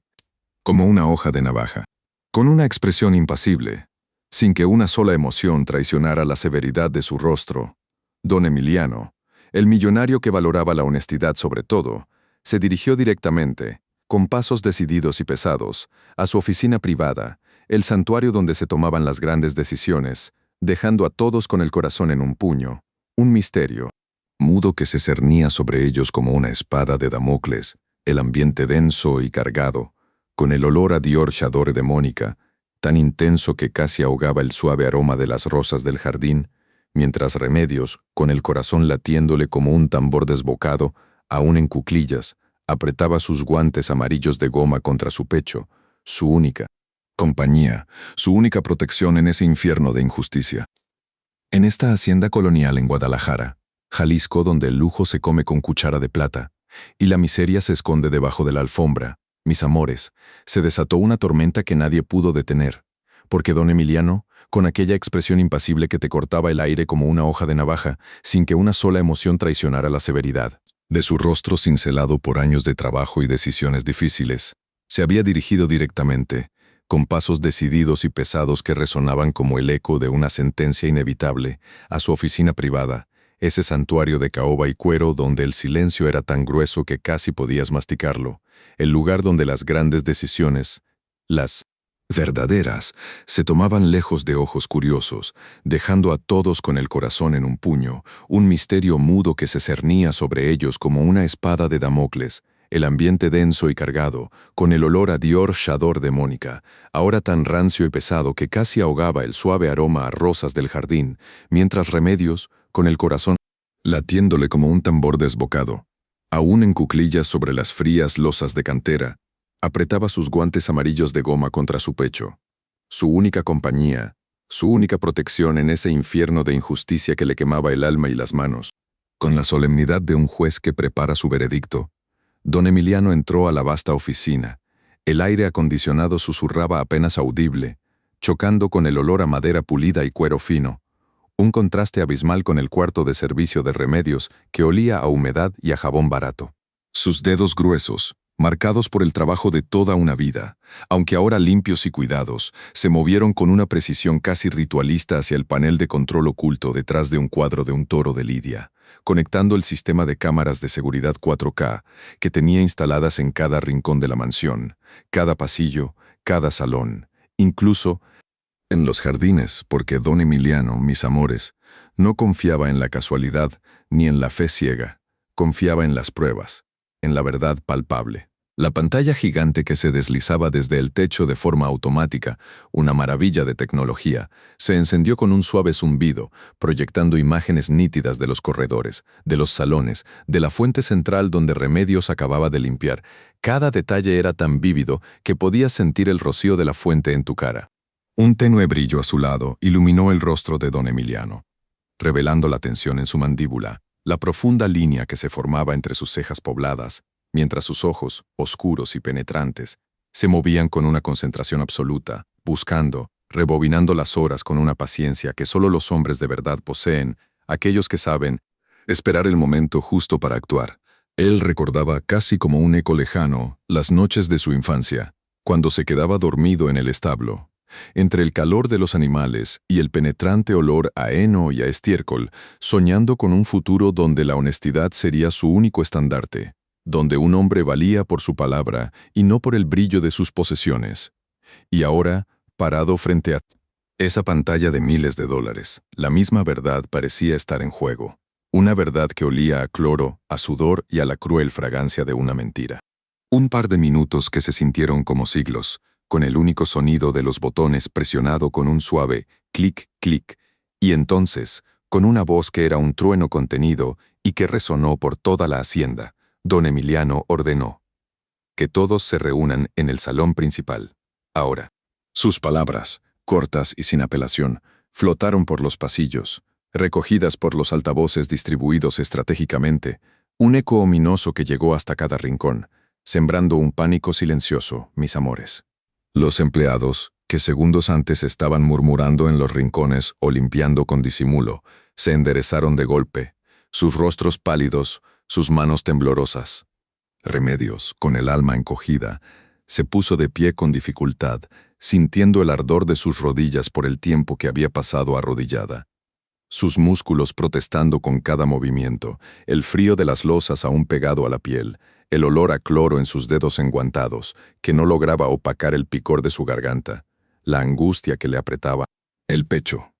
Mónica, que se había mantenido de pie con una falsa entereza, su cabeza alta, casi desafiante, a pesar de que sus ojos revelaban un miedo que intentaba ocultar con una máscara de soberbia, dio un respingo, sus stilettos Versace con hebilla dorada, resonando un tac-tac nervioso sobre el mármol,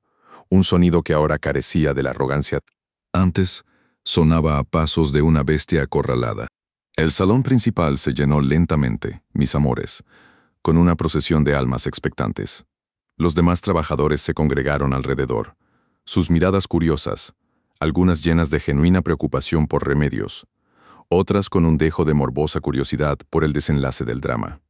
El silencio que se instaló fue tan pesado que casi te quitaba el aliento, solo roto por el suave zumbido de la pantalla gigante que ahora mostraba un logo estático, y el tic-tac rítmico del antiguo reloj de pie en la esquina, cada segundo una eternidad.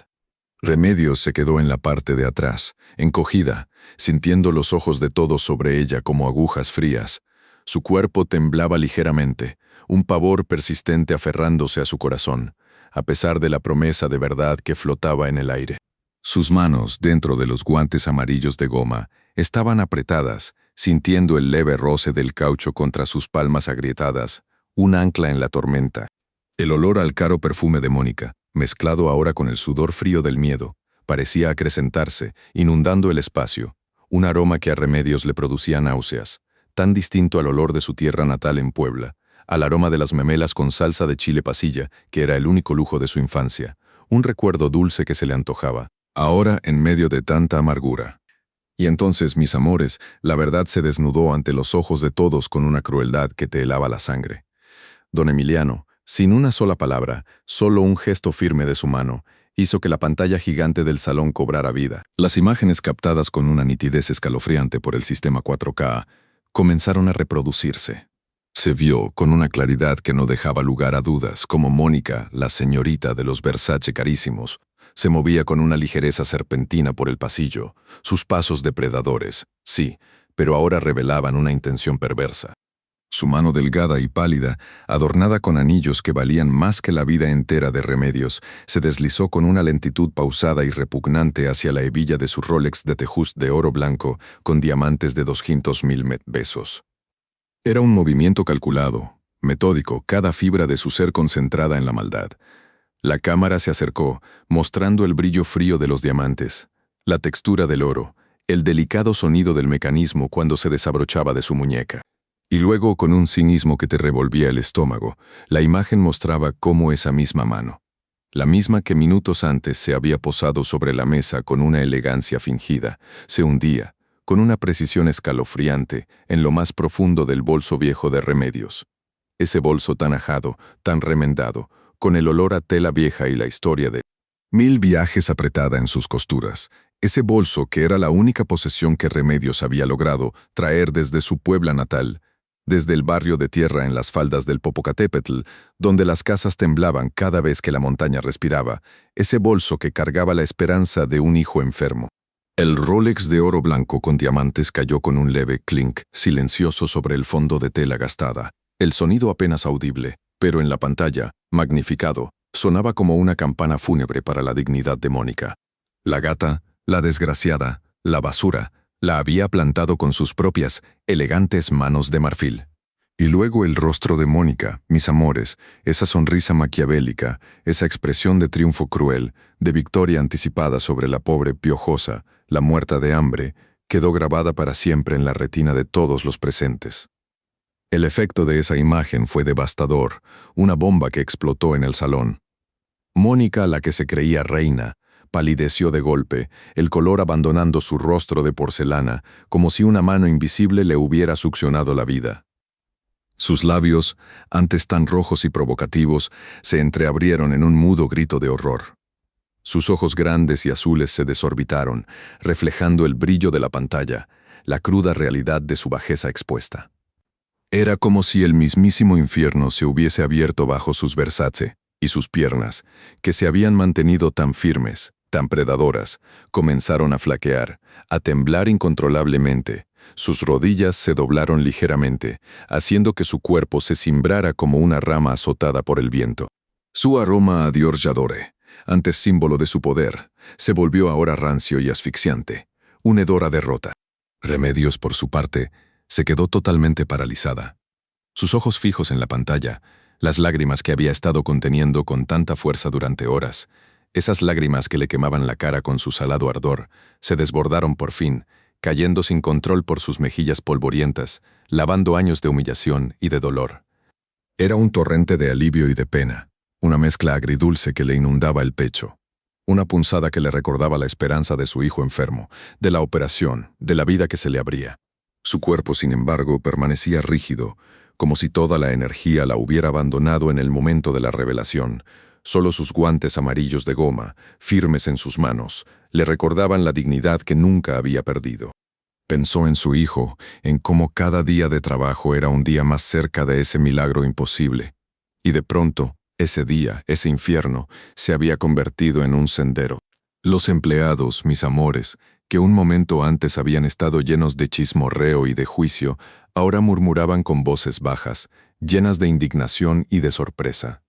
Sus rostros reflejaban una mezcla de horror y de compasión. Sus miradas se posaban en Mónica con un desprecio apenas disimulado, y luego en Remedios, con una pena genuina, con un respeto recién nacido. Nicolás, el pequeño Nicolás, el que no hablaba desde la muerte de su madre, el que se comunicaba solo con sus ojos enormes llenos de tristeza, salió de su escondite detrás de la cortina de terciopelo, sus ojos ahora fijos en Mónica con una expresión de desolación, como si viera en ella la encarnación de la crueldad. Se acercó a Remedios, su protectora, su amiga, y sin una palabra, se aferró a su mano enguantada, la pequeña mano cálida sobre el frío caucho amarillo, un gesto mudo de consuelo y de apoyo que valía más que 1000 discursos. El silencio volvió a caer sobre el salón, mis amores, un silencio aún más denso que el anterior, un silencio cargado de la verdad recién nacida, solo para ser destrozado por la voz de don Emiliano. Su voz, ahora sí, era un trueno que retumbó en las paredes de mármol, una voz que no dejaba lugar a dudas ni a negociaciones. No gritó, no vociferó, pero sus palabras eran martillos golpeando la dignidad de Mónica, pulverizándola. Mónica, dijo, y el nombre sonó a condena. Sal de mi casa. Ahora mismo. No quiero verte nunca más. Sus palabras cayeron como ácido sobre la piel de Mónica, haciéndola temblar violentamente. Sus ojos suplicantes se elevaron hacia don Emiliano. Pero él era una roca inamovible, su mirada de hielo. No te atreviste a destruir a una mujer humilde. No, Mónica, continuó don Emiliano, y su voz, aunque baja, era más peligrosa que cualquier grito. Preferiste intentar destruir la dignidad de una mujer que se parte el lomo, que trabaja honestamente, que se levanta antes que el sol para mantener a los suyos, que no tiene nada más que su honra y sus guantes amarillos de goma. Y no lo hiciste para ganar algo, lo hiciste por pura maldad, por crueldad, por envidia. Eso, mis amores, es la peor de las bajezas. Su mirada recorrió a Mónica de pies a cabeza, deteniéndose en sus stilettos, en su vestido de diseñador, en cada símbolo de su riqueza que ahora parecía tan frágil, tan patético. Yo dormí en un establo cuando era niño, Mónica, entre el calor de los animales y el olor a heno, y aprendí que la verdad y el trabajo honesto son el único capital que un hombre puede llevar consigo a la tumba. Tú, con todos tus lujos, con tus $10,000 en la muñeca, eres más pobre que la mujer a la que intentaste hundir. Eres una basura, Mónica, una corriente, una desgraciada que no merece ni el aire que respira en esta casa. Cada palabra de don Emiliano era una puñalada, una herida profunda que desangraba la poca dignidad que le quedaba a la gata. Las lágrimas de Mónica ahora eran silenciosas, amargas, un reguero de maquillaje que se derramaba por su rostro descompuesto. Sus manos se apretaban en puños inútiles, sus uñas largas y pintadas arañando la palma de su mano. La humillación era tangible, palpable. Se sentía en el aire frío de la hacienda. Y así, mis amores, la que había llegado con aires de reina, la que caminaba con los stilettos Versace como tambores de guerra, salió de esa hacienda colonial en Guadalajara, Jalisco, como una ladrona desenmascarada, como una piojosa, como una marginal, sí, pero no como la que ella había intentado hacer pasar por tal. Mónica salió sin maletas, sin el derecho a recoger sus carísimos vestidos ni sus joyas, solo con la ropa puesta, la espalda encorvada, su figura delgada y afilada, ahora parecía encogerse bajo el peso de la vergüenza. El espejo de mármol que antes reflejaba su poder, ahora le devolvía la imagen de una mujer rota. Sus stilettos Versace con hebilla dorada, esos que valían 22,002 pesos, ya no sonaban con la potencia de antes. Mis amores, ya no eran tambores de guerra, sino un arrastrar cansino, un tac-tac débil y desganado que se perdía en el vasto silencio de los pasillos, un eco de su derrota. El Dior J'adore que impregnaba el aire a su alrededor, ahora olía a podredumbre, a fracaso rotundo. Nadie, ni un solo empleado, se atrevió a mirarla a los ojos, ni a ofrecerle una palabra. Las puertas principales, esas inmensas puertas de madera tallada que se abrían para recibir a la crema innata de la sociedad, se abrieron para expulsarla y se cerraron detrás de ella con un golpe sordo y definitivo, un sonido que resonó como una lápida sobre su carrera, sobre su prestigio, sobre su miserable y cruel existencia, dejando atrás solo el eco de sus mentiras y el tenue olor a un perfume demasiado caro para una persona tan barata. Remedios, con los guantes amarillos de goma aún apretados en sus manos, observaba cómo la vida, por una vez, había sido justa. En esta hacienda colonial en Guadalajara, Jalisco, donde el lujo se come con cuchara de plata y la miseria se esconde debajo de la alfombra, mis amores, se desató una tormenta que nadie pudo detener, porque Mónica salió de la hacienda, sus stilettos Versace, antes tambores de guerra que machacaban el mármol con una arrogancia insoportable, ahora solo rasguñaban el asfalto caliente de la calle con un quejido ridículo, un eco patético de su grandeza perdida, de su poder que se había disuelto como el humo. La luz del sol de Guadalajara, antes un adorno que iluminaba su piel impecable y sus joyas relucientes, ahora la golpeaba con la implacable crudeza de la verdad, revelando las finas líneas de rabia y desesperación alrededor de sus ojos, ojos que antes solo parecían estar entrenados para juzgar, para menospreciar a cada alma que consideraba inferior a su insignificante existencia. No llevaba bolso, no llevaba equipaje, ni siquiera la diminuta cartera de marca que solía aferrar como un arma. Solo el aire denso y humillante de su derrota se aferraba a su ropa, ese vestido de seda que costaba más de lo que Remedios ganaría en un año. Ahora parecía barato, sucio con la mancha invisible de su vileza, de su mezquindad que ni el oro más puro podía disimular. Su espalda, antes recta y altiva, acostumbrada a mirar a los demás por encima del hombro, se curvaba ligeramente bajo el peso de la vergüenza. Sus hombros, antes tan fuertes, tan arrogantes, tan seguros de su superioridad, ahora caían como los pilares de un imperio derrumbado, mientras el perfume Dior J'adore que aún se negaba a abandonarla, mezclado ahora con el sudor frío de su miedo y la bilis de su ira, flotaba a su alrededor como un sudario perfumado de humillación, un requiem por su miserable existencia. Cada paso que Mónica daba, cada esfuerzo inútil por mantener la compostura, la alejaba más de los mármoles pulidos y las fuentes de talavera que adornaban la hacienda como un sueño de opulencia, la hundía más en la realidad implacable de la calle, donde el sol no era solo un telón de fondo para sus dramas vacíos, sino un fuego que quemaba las máscaras y revelaba la fealdad de su alma, la pobreza de su espíritu. Recordaba la sensación del terciopelo suave en las manos, el frío pulido del diamante en el cuello que adornaba su clavícula afilada, el dulce sabor del champaña burbujeante en la lengua que tan fácilmente escupía insultos, y ahora solo sentía el ardor de la derrota, el sabor amargo y metálico de su propia bilis subiendo por su garganta, asfixiándola con su propio veneno.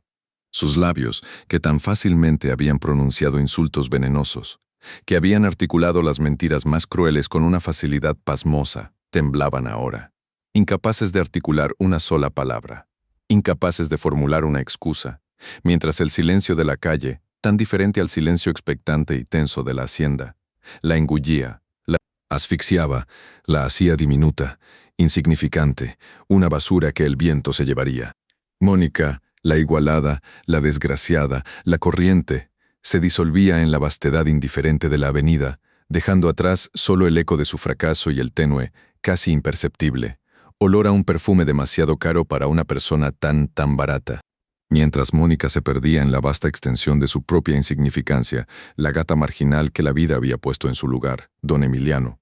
el hombre cuya voz había resonado con autoridad y una justicia inquebrantable que no admitía réplica, dio un paso hacia Remedios. Ella, la pobre Remedios, la muerta de hambre que había sido blanco de tanta crueldad, seguía arrodillada sobre las frías losas de cantera rosa, con los guantes amarillos de goma aún empapados en una mezcla de cloro industrial que le quemaba ligeramente las manos ya agrietadas y el sudor de su esfuerzo y su miedo. Sus manos temblaban ligeramente, no de frío, sino de la liberación repentina, de la tensión que por fin se desvanecía de cada célula de su cuerpo, dejando una especie de vacío mareado en su pecho, un eco de la tormenta que había vivido. El mármol, que antes le recordaba la fría e implacable lápida de su padre, ahora parecía vibrar con una calidez tenue, un eco de la justicia que se había manifestado, de la verdad que había triunfado sobre la mentira más vil. Don Emiliano, sin dudarlo un segundo, sin pensarlo dos veces en la suciedad o en el protocolo, se inclinó, sus rodillas de pantalón de lino fino y un reloj de oro macizo asomando discretamente por su puño, tocaron sin reparo la misma losa donde Remedios había derramado lágrimas de dolor y humillación durante horas interminables, ensuciándose la tela impoluta con el rastro apenas visible de la suciedad que Remedios había estado combatiendo con tanto ahínco. Extendió una mano firme y protectora hacia ella, sus dedos fuertes contrastando con las manos pequeñas y temblorosas de Remedios. Su voz, ahora suave y cargada de una sinceridad palpable, rompiendo el silencio aún tenso del salón con una disculpa que era casi un ruego, que era una muestra de humildad rara en un hombre de su estirpe. «Remedios, por favor, levántate», le dijo, sus ojos profundos y arrepentidos fijando los suyos con una mirada que era un bálsamo. «No tengo palabras para expresar la vergüenza que siento en este momento, la indignación que me produce este ultraje tan bajo, tan vil, tan inhumano. Nunca debí permitir que esto sucediera bajo mi techo, que usted, una mujer tan digna, tan trabajadora, tan buena». La palabra se le quedó atascada en la garganta por un instante, cargada de un peso que no le correspondía a ella, sino a él, a su falta de visión, a su confianza en la persona equivocada. Levantó a Remedios con la delicadeza de quien levanta un cristal precioso, sintiendo la fragilidad de sus huesos, el temblor ligero que aún la sacudía, y el dolor que se había grabado en cada centímetro de su ser, en la memoria de sus músculos. El olor del cloro en sus manos se mezclaba con el costoso perfume de don Emiliano, una extraña comunión de mundos. «Lo lamento profundamente, Remedios», continuó don Emiliano, su voz ahora un susurro grave que apenas traspasaba el espacio inmediato entre ellos, un susurro que la envolvía como un bálsamo cálido después de tanto frío, después de tanto temor. «Sé que ninguna palabra puede borrar la humillación que ha sufrido, el miedo atroz que usted ha sentido en lo más profundo de su ser, el nudo apretado en su garganta que a duras penas le permitía respirar. Pero quiero que sepa que esto nunca más volverá a ocurrir. Jamás. Mientras yo viva y usted esté bajo mi protección. Y para demostrarle mi sinceridad, para que entienda que mis palabras no son vacías promesas, le juro que desde este mismo día, su salario se triplicará. Y no es una caridad, Remedios, porque usted no necesita caridad. Es un reconocimiento a su valor inmenso, a su honestidad inquebrantable, que ha brillado más que cualquier diamante en este salón, más que la joya más cara que Mónica jamás poseyó. Además, todo lo que su hijo necesite para esa operación tan urgente, cada centavo, cada medicamento, cada día de hospital, yo me haré cargo, de principio a fin, hasta el último aliento. Porque usted es una joya rara en este mundo tan podrido, y la dignidad de su corazón vale más que todas mis posesiones juntas. Créame, vale más que el dinero y el poder. Remedios, con los ojos anegados por las lágrimas que ahora eran de alivio y gratitud, apenas pudo procesar esas palabras. El sonido de la esperanza, tan extraña y tan dulce, inundaba sus oídos. Su corazón latía con una nueva fuerza, una que no era de miedo o desesperación, sino de una alegría inimaginable, de un milagro que por fin se materializaba ante sus ojos. El frío del mármol bajo sus zapatos remendados se transformó en un calor reconfortante. Justo en ese instante, como un torbellino de amor puro, de inocencia recobrada, Nicolás, el pequeño Nicolás, salió de su escondite detrás de la gruesa cortina de terciopelo verde, que olía a polvo y a misterio. Sus ojos, antes nublados por la tristeza y el silencio que lo habían consumido desde la muerte de su madre, ahora brillaban con lágrimas de alivio, dos perlas líquidas que rodaban por sus mejillas infantiles, trayendo consigo la promesa de un nuevo amanecer. Corrió hacia Remedios con pasos pequeños y desesperados, abriéndose camino entre los adultos, entre la tensión que aún flotaba en el ambiente como una neblina, y se aferró a las piernas de Remedios, a su bata de trabajo, a los guantes amarillos de goma, con una fuerza que desmentía su tamaño diminuto, con la desesperación de quien encuentra su único refugio. Su pequeño cuerpo, que antes parecía encogerse bajo el peso de la pena, ahora se expandía, se aferraba a ella como si fuera el ancla que lo mantenía a salvo en un mar de incertidumbre, como si ella fuera la única persona en el mundo que entendía su silencio, que sentía su dolor, que compartía su alegría más íntima. Remedios, sorprendida por la intensidad de su abrazo, se agachó con dificultad, sus rodillas aún adoloridas, y lo envolvió con sus brazos, sintiendo el calor de su cuerpo diminuto contra el suyo, el temblor de sus sollozos infantiles que por fin eran de felicidad, no de pena, un bálsamo para su propia alma. El olor a jabón y a niño que emanaba de Nicolás se mezcló con el olor a cloro y a rosas del jardín que se adherían a Remedios, creando una fragancia extraña, pero inmensamente reconfortante, de hogar, de seguridad, de amor puro.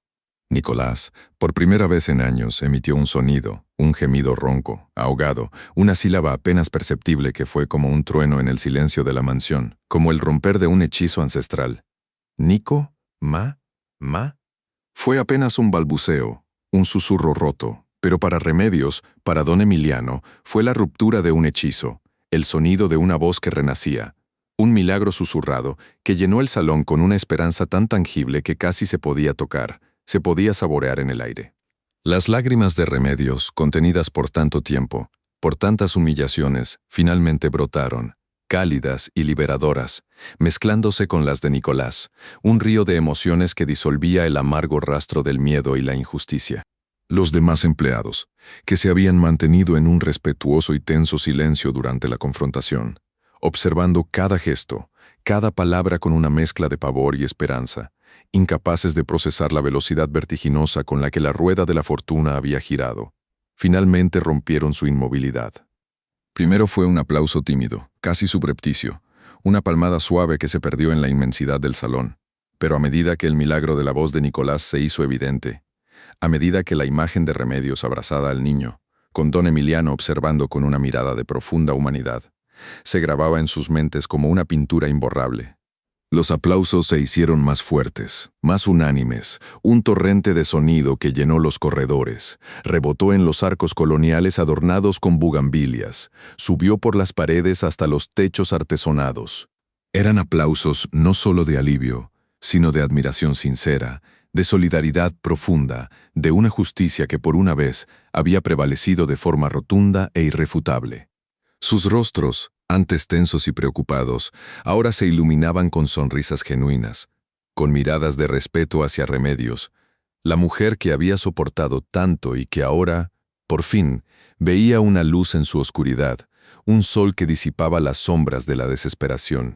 Las cocineras, con sus delantales blancos y sus manos ligeramente enharinadas. Las jardineras con la tierra aún en sus uñas. Los mozos con sus bandejas vacías que resonaban con los golpes. Todos ellos, el universo silencioso y abnegado de la hacienda,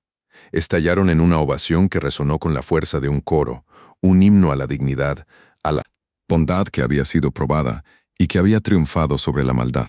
El olor a flores del jardín, a cloro industrial, al perfume Dior Yador que se estaba desvaneciendo del aire.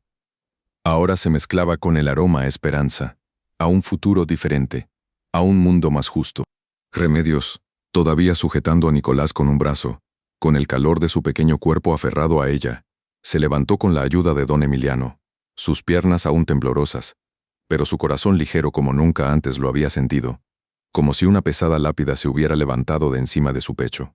Los guantes amarillos de goma, antes símbolo de su servidumbre, de su batalla diaria contra la mugre y la humillación, ahora parecían vibrar con una luz interna, con el eco de su triunfo silencioso, de una batalla ganada sin alzar la voz.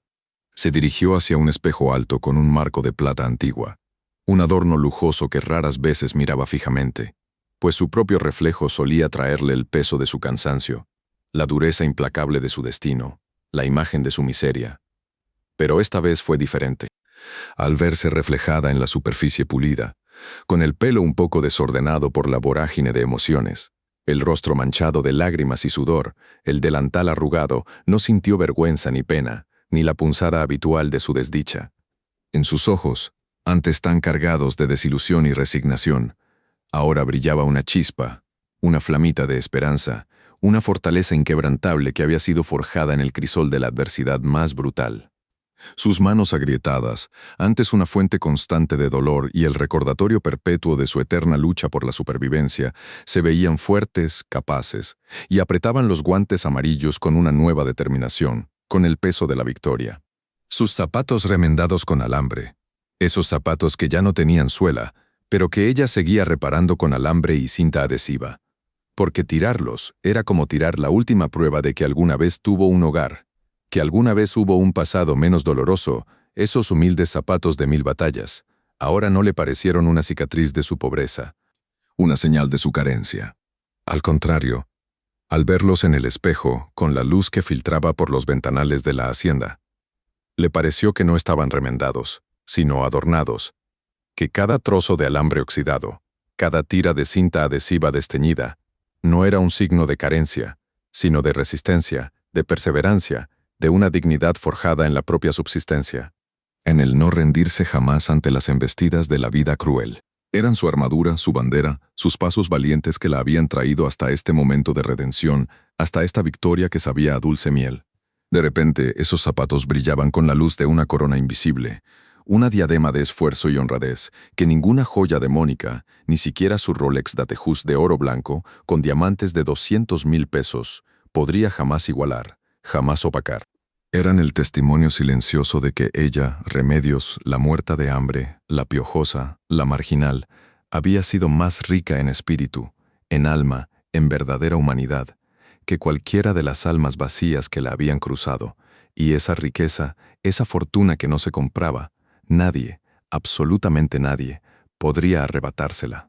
En ese instante fugaz pero eterno, ella, la mujer que venía de un barrio de tierra en las faldas del volcán Popocatépetl, donde las casas temblaban cada vez que la montaña respiraba, la mujer que había soñado con el sabor de memelas con salsa de chile pasilla como su único lujo en la infancia, se sintió como una reina, no de oro y diamantes, sino de una verdad y una pureza inquebrantables, de una dignidad que valía más que todos los imperios del mundo. Porque esta historia, mis amores, esta historia de la gran hacienda colonial en Guadalajara, de los muros de cantera rosa pulida a mano y el mármol frío que helaba hasta los huesos, de los perfumes carísimos que intentaban ocultar la podredumbre y el sudor amargo de la labor honrada, es una lección que se graba en el alma, que se clava en el corazón con la fuerza de una espina de bugambilia, pero que al final, cuando la pus de la injusticia se drena, deja una cicatriz que recuerda el valor incalculable de lo verdadero, de lo auténtico. Es la historia de cómo la dignidad, esa prenda invisible que no se compra con dinero, que no se adorna con joyas, que se teje con hilos de honestidad y sacrificio. Siempre, absolutamente siempre, termina brillando más fuerte que el oro más puro, más deslumbrante que los diamantes más costosos engarzados en un reloj de 200,000 pesos, más que todas las pompas y lujos de este mundo superficial. Mónica, esa desgraciada igualada, esa gata corriente que se creía más por el brillo prestado de sus accesorios, por el dinero ajeno de don Emiliano que la mantenía en su pedestal de mentiras, se quedó en la calle, despojada de su falsa capa de poder, sintiendo el asfalto caliente quemándole las plantas de los pies y el sol inclemente, ese mismo sol de Jalisco que antes la acariciaba con indulgencia y le doraba la piel, ahora la escupía con la crueldad descarnada de la realidad, revelando la fealdad de su alma. ¿De qué le sirvieron sus stiletos Versace de 22,000 pesos, cuando ya no había un mármol pulido sobre el cual hacerlos sonar como tambores de guerra, sino solo el lodo de su propia bajeza moral, la mugre de su vileza? ¿De qué le sirvió el perfume Dior Chador, si su alma olía a rencor, a envidia, a la podredumbre de su corazón seco y vacío? Nada, mis amores, absolutamente nada de eso le sirvió, porque su brillo era una ilusión. Una pompa de jabón de lujo que estalló con la verdad, que se desvaneció ante la justicia, dejando solo el rastro pegajoso y fétido de su maldad. Y Remedios, la pobre Remedios, la muerta de hambre, la piojosa, la marginal que venía de un barrio donde las casas temblaban con cada respiro del volcán Popocatépetl, donde la vida se aferraba a la tierra con uñas y dientes, ella lo tenía todo. Lo tenía todo en su corazón valiente, en sus manos agrietadas que no temían el cloro ni el frío del mármol, en esas rodillas callosas que se doblaban por el trabajo honrado y no por la humillación, en la fuerza inquebrantable de su espíritu. Sus zapatos remendados con alambre, esos que eran un símbolo de su eterna lucha, de su pobreza inquebrantable, se convirtieron en el símbolo de su fuerza, en la corona invisible de su victoria, en la bandera de su dignidad. Cada trozo de alambre, cada pedazo de cinta que mantenía unidos esos humildes zapatos que la llevaban y la traían de un lado a otro, valía más que todos los relojes Rolex del mundo, más que todos los vestidos de diseñador, más que todas las propiedades, porque representaban la resistencia, la resiliencia, la dignidad de una mujer que se negaba a ser aplastada, que se levantaba cada día por su hijo enfermo, por su esperanza de un milagro que ahora, por fin, se volvía tangible, real, palpable. El karma.